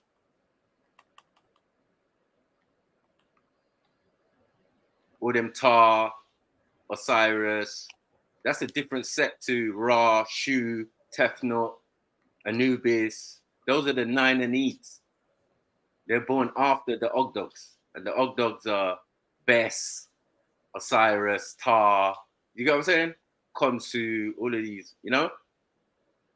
So I don't know about God shit. This is the judgment scene. Yeah, exactly. Osiris. So again, in the scene, ain't no normal person, normal human being. This is not a human being scenario. It's a royal scenario. This is a heavenly afterlife. These are all fallen angels, man. They are, of course they are. Of course they are. Demons. It's interesting that the scales look like a cross as well, isn't it? Which ones? Oh, yeah, I can see that. I can see that. Well, the whole afterlife thing, heaven and hell thing, is mostly universal anyway. So, like the judgment scene, if the heart weighs heavier than the feather, yeah, and he gets eaten by I forgot the name of the creature. Crocodile. The crocodile. So it's the same thing of punishment, eternal punishment, eternal paradise. It's the same sort of concept, even in Kemet, Sumeria, all of these certain civilizations. But interestingly, with this judgment scene, if you pass the test, you get to become one with Osiris. You get to go to the Valley of Reeds. You get to be one with Lord of the underworld. You got his position changes, right? He becomes Lord of the underworld or the gatekeeper of the underworld. Right. But essentially you become like God, right? You become like Osiris. And this is the same thing, similarly, that the Greeks believed. Like when you died, you get to go to Olympus with the gods and be like gods. And the same thing with Valhalla. If you die, you're good, you fight in war, you get to become like the gods, fight forever. Yeah, that's the same as people thinking they die and go to heaven. Because we don't die and go to heaven is like a heavenly state, as in you live forever, you won't have pain, this, that, blah, blah, blah. So it is like godlike compared to the human condition. So it's similar. It's all similar. Yes, it's all similar. Supernatural rewards. There's no atheism. There's no that's it after death. There's no you know what I mean? Yeah. No, it's true story. But this is the afterlife scene, yeah. You know what I'm saying? It's not so they obviously we know they believed in the concept of the afterlife. Do you get what I'm saying? But for the royals, obviously, for those who are worthy and all of that, you was a great king. Let's see you now in death. Let's see if you was really a great king. Let's weigh up your heart and da. And again, this is all like concepts. Do you get what I'm saying? Because for me, I don't know how man is gonna know exactly what Wagwan for the afterlife unless someone's gonna come back. You know what I mean? Or it's just a lot more complicated than we understand. Who knows? Or maybe it was revealed to them through certain entities. You know what I'm talking about? True. Or their That ancestors. Mott Yeah. provided the foundation for the existence of the world. I big up Radar. Bless up, bro. Bless up. What you saying? Finish watching my film, innit? Finish watching the film, yeah? Alright. It's causing bad controversy still. Sounds of Freedom. Yeah. Did you pay for that? Nah, I streamed it. Send me the link, bro. Yeah. Streamed what? What was that? Sounds of Freedom. You know that whole Mel Gibson thing, Max, you were talking about yesterday. Okay, yeah, that they were talking about the other day, yeah. But you can only watch it in cinema in America, but you can get, I think you can watch it online if you get a good link. But Yeah, send me the link. Exactly. The Jim Cazavell guy that played Jesus in Passion of Christ, he's got an interesting necklace. I don't know if you've seen his interview with Jordan Peterson. It's a bit Templarish, if you ask me. And it's interesting how they get these guys that play Jesus who are Templars. It's very interesting. Just like just like the Chosen, the guy that's playing him now in this Chosen TV series. There's a video of him, showing his cloak, and he got initiated into the Temple of Jerusalem, the order, the prestigious Templar order. It's very interesting. Hey, Radar, what's the Chosen? What's the Chosen? It's that Gospels TV show with the Jesus, the New Testament, all that. It's a TV show. It's the pop-up. Close the pop-ups in. I got ad blocker on that in it, so I don't get none of that shit in it. And I'm not gonna cap. When I watched that first, they kind of slapped. Obviously, it doesn't slap because it's not depicting him as a black man as he's supposed to, but it slaps to a certain extent because they were showing like the Hebraic aspect of it. It wasn't Christianized. It was quite Israelite in the sense of like the practices, like the Sabbath and all that. But then when you listen to certain phrases, you're like, and then you figure out the guy that made it is Mason, and then a lot of the funders are Mormons. They'll say things like, when Jesus turned the water into wine, you see the disciples sitting there saying, Jesus is a craftsman, he's a mason worker. I'm just seeing them like, what? Interesting way to phrase that, And then there's other things when he says, when they ask him, oh, where's your father, Jesus? And he says, oh, Joseph, he's in heaven resting. I'm like, what, in heaven? That's not biblical. He's supposed to be in Sheol. He's supposed to be in Sheol. So like when I found out who made the TV show, who's influencing it, I'm like, okay, I see what's going on here. And then there's obvious symbolism and symbols, and yeah, it's clear. And So you look at Sorry, this one was banned, right? This is banned, right? Sounds of Freedom. No, they're trying to ban it. They're trying to ban it because it exposes certain things that's happening. If you know what It's mad that in cinemas they're like locking it off, and there's like technical issues and all that. It's mad. I'm glad I got a copy of it. The guy the film is based off, Tim Ballard, he's also a Freemason too. Because if I think it's in the film, there's a scene where he's wearing a tie and it's got the compass on it, like it's got the patterns of the compass and all that on it, like flagrantly. So it's like they want to be the good guys. They want to release all the good information in the exposés, but they're part of it. Every single one of them. It's scary, man. I was literally sitting there watching the interview with Jordan. I saw the necklace. I'm like, wow. I went online. I typed in all the symbols and the crosses. It's exactly the same as a Templar. Kemo and Born Rich. I think you can watch it, innit? You lot can watch it, or have you seen it? No. You have to book in theaters. They're making a lot of money now. Nah, I wish everyone could watch it so we can review it, man. Because it's proper good. We need to have a watch party. Can we have a watch party on Discord or something? You have to join the Discord or something. We watch on Discord. Can we do that? That could be a thing. Yeah. Or it could be a private viewing where man pre-record it and watch it. Because all it takes is someone just going in Discord and screen sharing, and we just watch it all together, innit? I mean, I've got it now, so I can screen share. But yeah, after the stream, innit? Yeah. Yeah, that makes sense. Yeah. Yeah, I need to get back in the Discord. This might have to get locked off. If that Jim Cazavell guy gets off after the film, and he's not actually getting off. He's not actually getting off, if you know what I'm saying. But yeah, he disappears. Hit the PayPal. Hit the PayPal, everyone, man. Come on, man. Show your support. Get me? A couple hours of streaming, man. You know it's fire. You know what I mean? There's no other place to be any day of the week than around here. Throw your Netflix in the bin, your 1, 2, 3 movies. Yeah, and show your support, man, for the brother, man. Come on, man. Please, man. You know what I mean? Got bad man out here begging and that. You know what I mean? We're supposed to do this. You're making our American brothers make us look silly. You know what I mean? And people from other places around the world, man.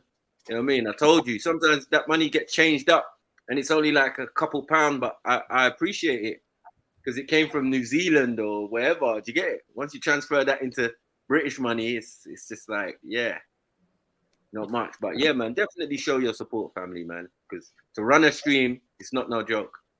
You know what I mean? And you know, the main actor, Jim Caviezel, he was also talking about adrenochrome.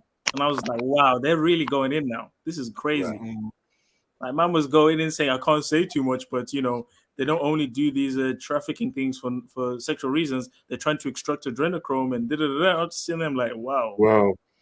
Like, I mean, I already knew that, but damn, you're just saying that like that? Like, you're just saying it. You're just saying it. It's just free dance now. Obviously, he's going to do the fake, like, cautionary, like, oh, I'm scared they're going to take me out. And he's obviously a part of it too.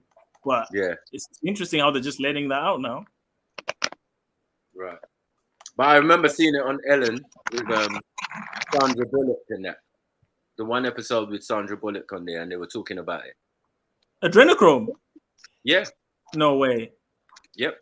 On Oprah? No, Ellen. But isn't she a culprit though?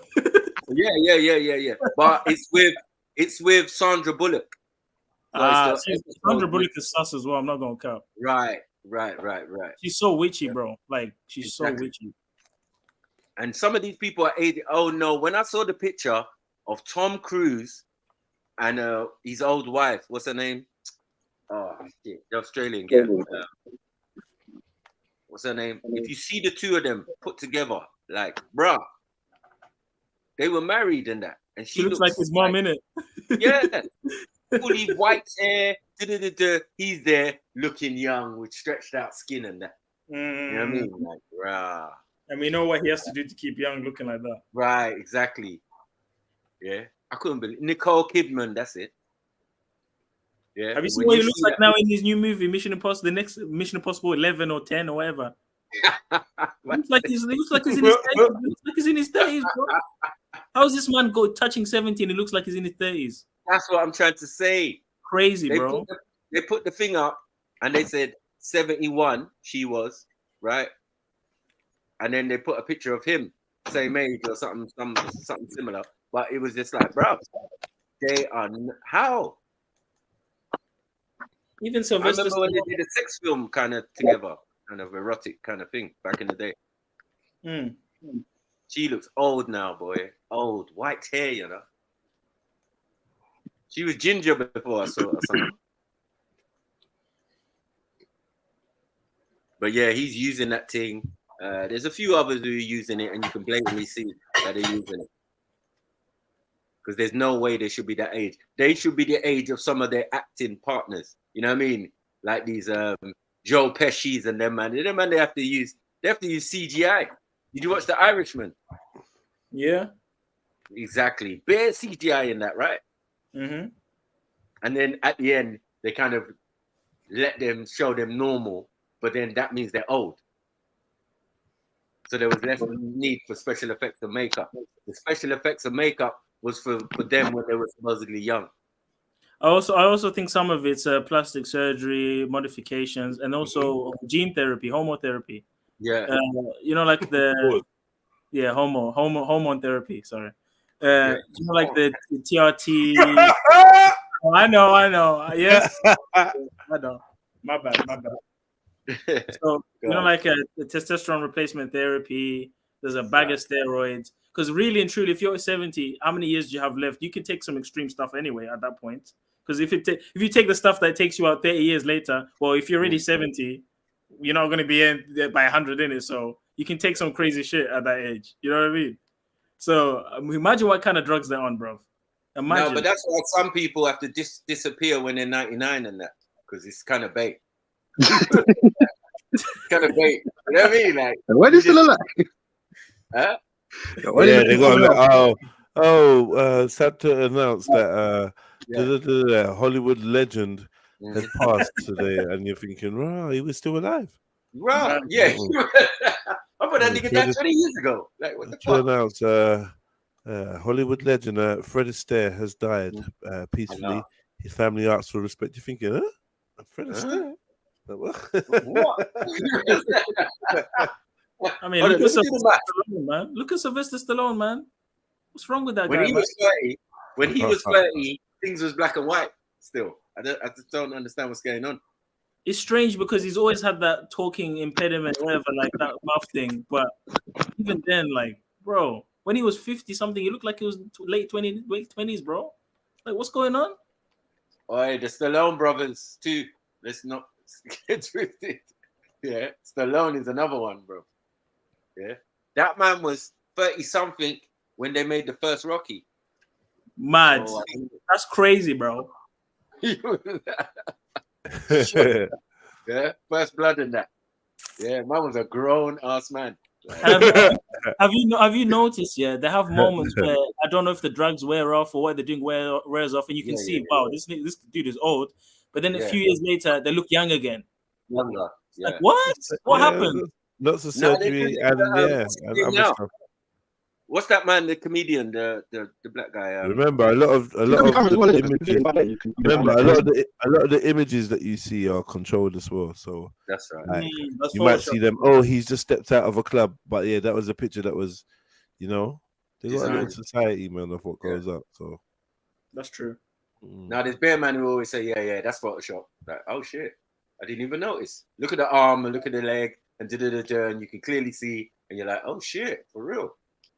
I swear in the new Photoshop you can there's like a slider, you can literally age someone and like with a slider. Yeah, they got filters for that now, yeah. Oh, no wonder I've been seeing those things. Snoop at 80, 85, you know what I mean? All of these celebrities. And they're looking all glossy. And I'm like, how did they do that? But it's that AI thing they're using. And I know, because the shininess of how they look.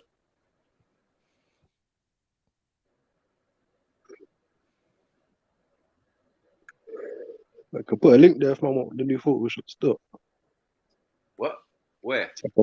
I'll put a link there if I want the new Photoshop. Yeah. Where? On the side chat? Yeah. One sec.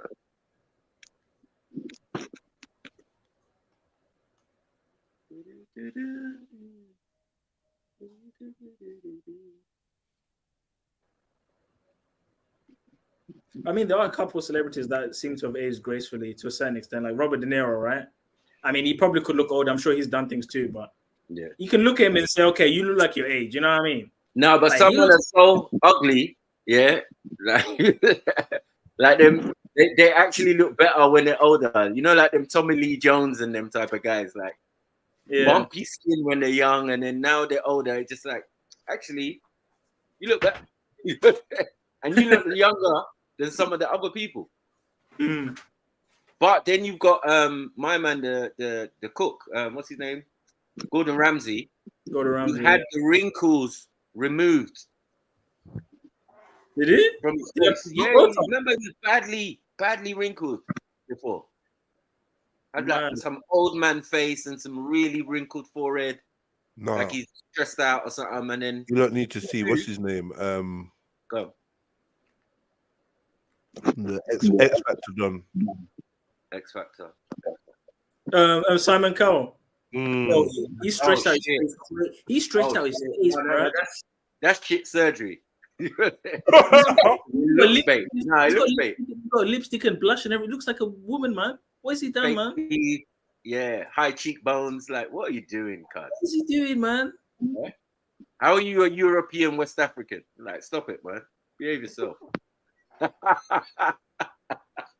And he hasn't got that intimidating persona anymore when he looks like that now. He just looks funny with the extra fresh teeth and that. You know what I mean? Like the buzzer ain't gonna hit no more when you look like that. You know what I mean? Oh my gosh! Look at his face. Oh my! Looks like a burn victim, man. Days. Now look at the original picture and then look at now. Oh, wow. The level of plastic. Even that one on the left with the NB. Look at that NE, whatever. Look at that. What, the one with the eyes? No, even the one to the right of the eyes, in the middle. That one. Oh my gosh. Yeah, that's mad. It's like a tranny, man. But they say you can't hide certain things. So like your neck, your hands, these things, you can't hide that. You can't change that.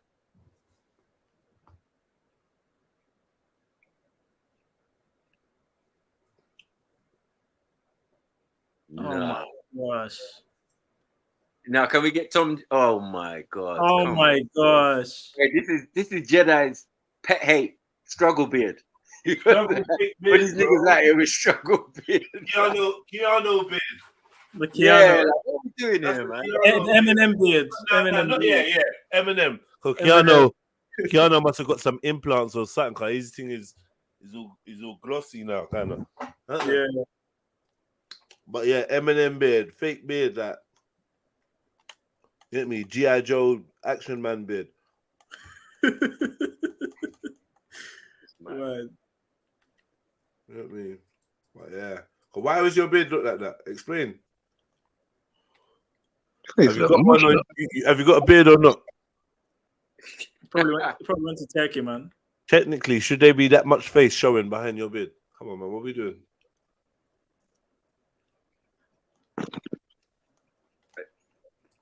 Hey, Radar, this one's for Windows.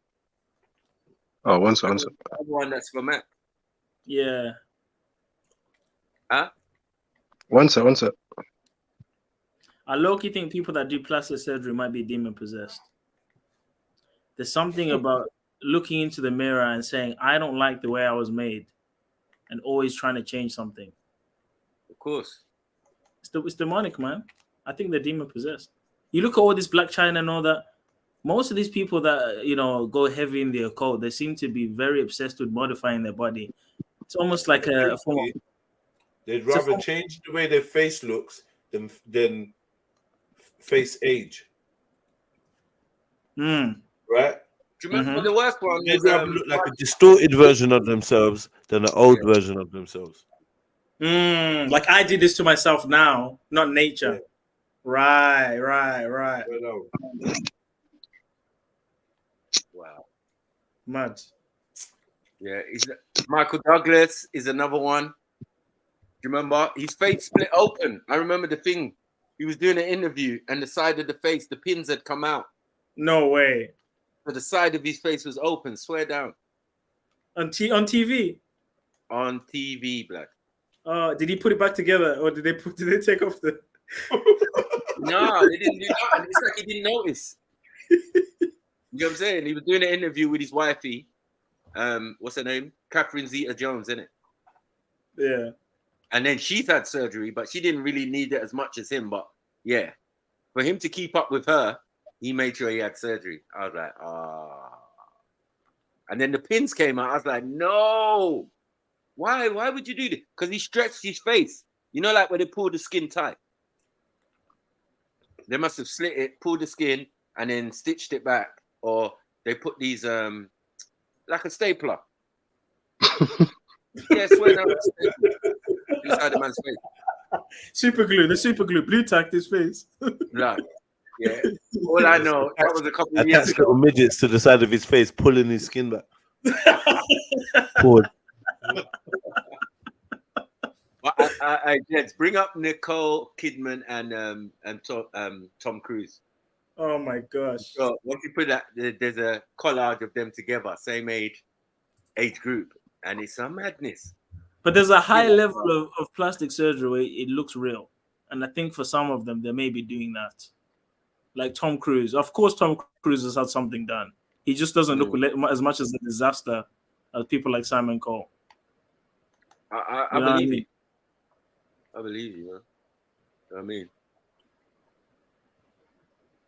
because you look at, for example, James Brown, the famous singer. Like, obviously, he looked old when he died, but there was a point in time where he was kind of like, okay, this guy's lost his touch now. All of a sudden, he started doing dancing and he started doing concerts again, like around 60, 70. Like, where's all this energy coming from? This dude did his final ritual before Yeah. Look, back in the day when they both look good. Yeah. It's back in the day. But you put how they look now, bruh. That Only Nicole one person. is witchy, bro. Only one person looks decent. That Nicole woman is dodgy.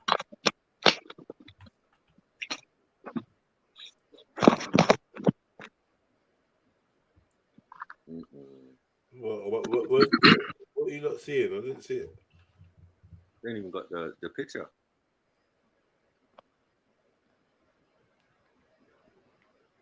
Nah, and even that's old. Because they're not together. He's married, double, triple. These are old pictures. Yeah, they're not together anymore. She hella don't look like that no more. The days of that is finished. Finished. Grandma Kidman. Have you seen the chick from Friends? She's the blonde 7'1". one. Monica. Oh. No, the blonde Phoebe. one. Phoebe. Bro, she looks like the other one. Oh, Rachel. She looks like a mess, man. Yeah, she's mad. She's aged horribly, isn't it? Horribly, bro. Look at her now, man. Look. Wow. Surgery as well. Oh my gosh, I didn't know it was this bad. Whoa. I didn't know it was that bad. He's finished. Oh my gosh. And then you look at Tom. Tom's still the same. Mission Impossible 1 looking. Nah, that's really bad for him. I didn't know it was that bad. Wow. Wow. But she's 71. So. Yeah, he definitely cheats on her. No expression in the forehead. I know. She tried it. He cheats on her hard. Yeah. It's probably a wig as well. There's probably no hair there, If man. you ever catch her on an average day, imagine this is in front of the cameras. Bro, imagine in the morning. Oh my god. Yeah. Like, whose grandma is this? Whose great grandma is this? Yeah. I don't slept with somebody's grandma. Oh, it's Unico. Shit. When did she resurrect? Like, what's going on? Like, disgusting.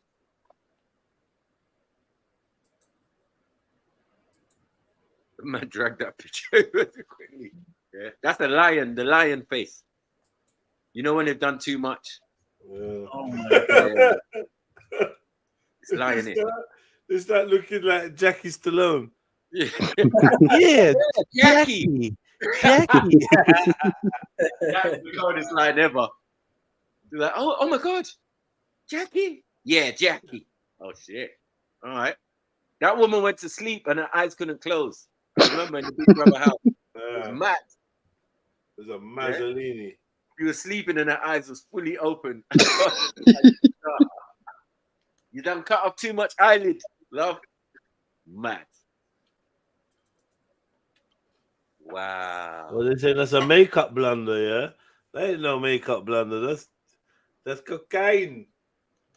Some. Nah. He actually went out like that, for real.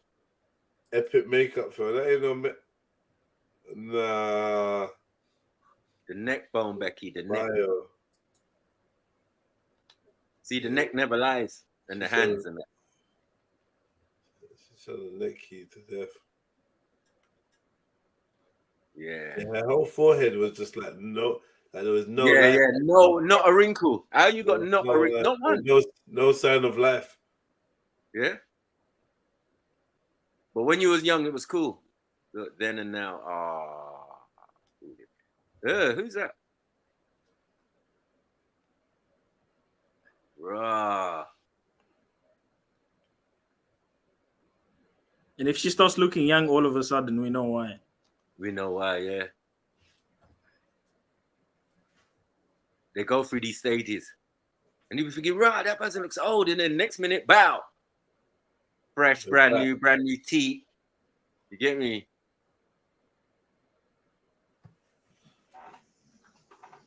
I remember plastic surgery supposedly have got better, right? Mm-hmm. These lot bleach their bum holes, everything, bro. Everything. What?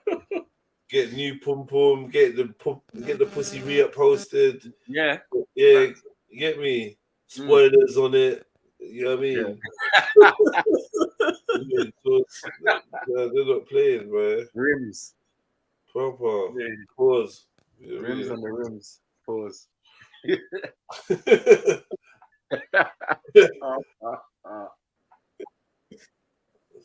That's a complete mazza.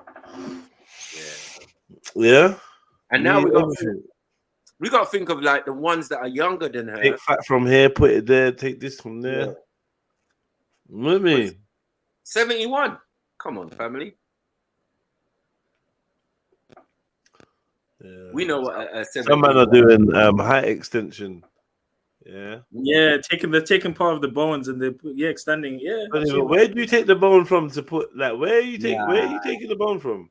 There's a bone you don't need in your leg, like on the lower leg, that they just take and add to your shins or something. They take a bone that you don't need apparently, and then they just add it there somewhere in there. I think it's someone else's bone because they couldn't take it from you. It still make you short. They're making you Eve yourself and that. They get me. Take a rid bone and put it in your leg. And Radar would be good for that. Radar. Yeah. You'd put your bone in yourself, right? No. Oh gosh. Combustion, internal combustion. Yeah. Do you still do that, Radar, by the way? Now it's been a while since we spoke about it. No. Man said, do you still do that? that thing you do. Because he was like an advocate for it, like those energy best or the best of energy or something. You man didn't even ask me if I had company. Oh, damn if you got company. Company. I swear. Yeah. Maybe you can elaborate. What was the thing again? Elaborate. Yeah, you with a companion, yeah. Man's trying to make the wordplay work, you know. Are you inside the house or outside? Come see, come sir.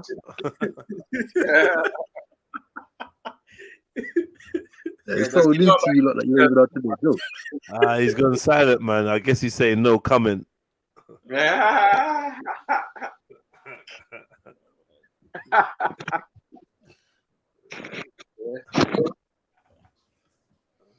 Well, now you've stored up so much energy. Yeah, you can go Super Saiyan on it. You see the charge up? You've been in a hyperbolic wank chamber. What in the Goku is going on here, man? Playing with your own whatever the thing beans, juju beans, whatever they're called. I don't know. Sensu beans. Sensu beans. Yeah. And remember that big he was Dragon Balls. Now I can empty them.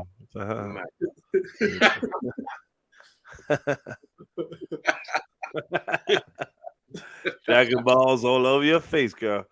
So I was gonna fill the room. Go fill the room. Boom, boom, room. All right, let's move forwards. Not inwards. Pause. Sorry. You took it to us or you took it to her? Right, what you do? Yeah, that sounds like some dead sex instructions. All right. Okay, now I'm gonna ask you to move forward. Imagine you sexy. Right. So on the count of 3, I'm gonna need you to lift your left leg up. Okay. Okay. 1, 2, 3. Right. That's perfect. Thank you. Thank you. Yeah. Maintain that rocking motion. Yes. Delightful. Your asshole. Must be a proper mono talk. Yes, that's delightful. Yes, yeah, delightful. Well, yeah. Nice steady pace. That's right. Not too much eye contact, please. Look away. Look away.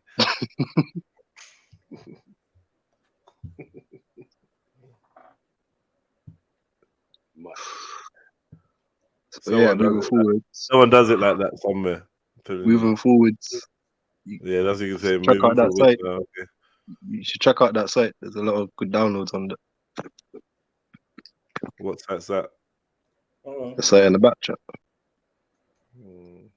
Radar, have you been on the dark web again? No. Have you got your computer to work now? No. I'm thinking about going studio to do my album still. Are you going to be rapping on this one or beats? I was planning to put out 3 albums, like a book, audio tape, and a mixtape.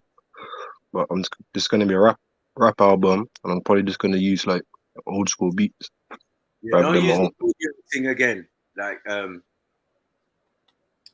Song Sue Art of War and that. Like, it just sounded mad. No, I realize I need to turn the audio way down. It's too high. But I think it's a hit and miss. Some people like music, some people don't. Maybe some people wanted to actually hear the Art of War thing. Yeah, but I get sued for copyright if I just uploaded that straight out like that. Right.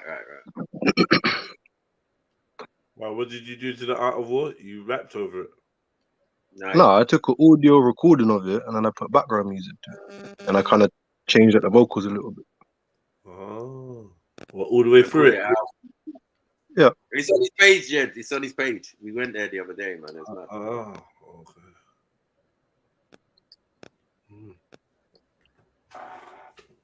And what was the other one? It wasn't only that one. And then it's the books of the Bible. Yeah. So he rapped over 10 books. Reading a book. Mocking it. No, I took an audio recording of someone reading the book and then I put background music to it. Why? I contacted the people who uploaded the recordings of the Bible. So I wanted to try and split anything I made from it with whoever made it, but they don't know who uploaded it. They don't know who recorded it. But why, fam? What I felt guided or drawn to do. Yeah, but no one can understand. I mean, I have to listen to it because I'm just trying to understand. Like, it doesn't make sense. Well, I feel music adds an emotion, and I feel if you add a certain emotion to something when you're reading it, it helps the experience. I hear you. If you play it or something, but I don't know about what you was playing, man. And you know how you stay. You play like 7 beats at the same time. Yeah, but it's like when you're listening to someone talking over each other, it's not fun to listen to. But if you're rapping over someone talking, it's not the same thing. I'm not rapping. It's someone else speaking, Zulu. But you're rapping over someone else speaking, right? Yeah. No, I make instrumentals and I rap, and I'm not just a rapper. So you put the instrumentals over someone speaking? Yes. Oh, okay. I thought you were rapping over someone speaking as well at the same time. No. Oh, okay. Sorry. My bad. It's a side project to the rap. But it's bare too loud, Zulu, to like hear what, you know what I mean? It's just like it's too much. Is it? You could add a simple beat on there and quiet, slowly playing in the background, soft. That would have been fine. But I don't know what he was trying to do, but it's just obviously on the other books I put out, I'm definitely gonna lower the audio level. Yeah. Yeah. You should try getting those AI arts things to get their mouths to move to talk while the audio is playing. Because I've seen things where they've done the AI art, and then they've got the thing to talk and follow the audio.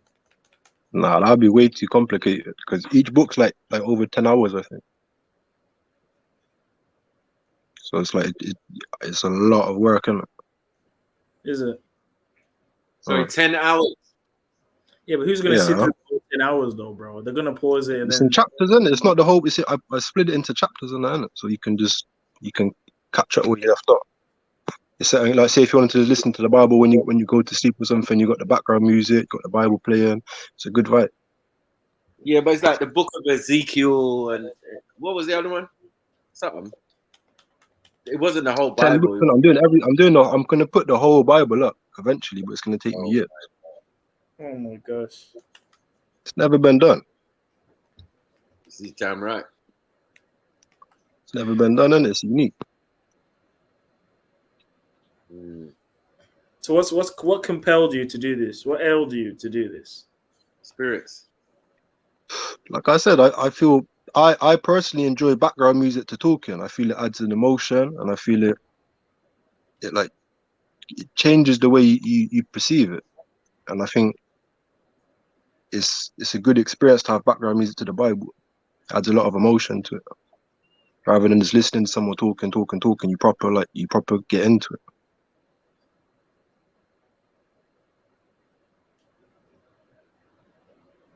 I like it. It's kind of lit. Some of the beats and when some of the phrases, I find it lit still.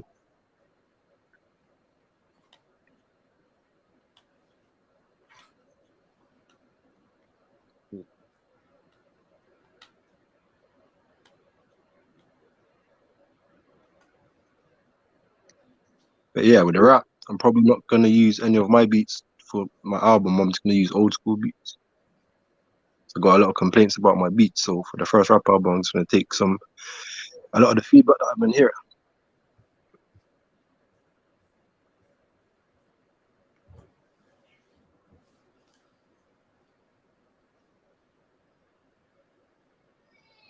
Yeah, man. I'm definitely gonna watch this movie though. Yeah, definitely. Yeah, apparently a lot of people left this cinema crying, and yeah, it's one of those, isn't it?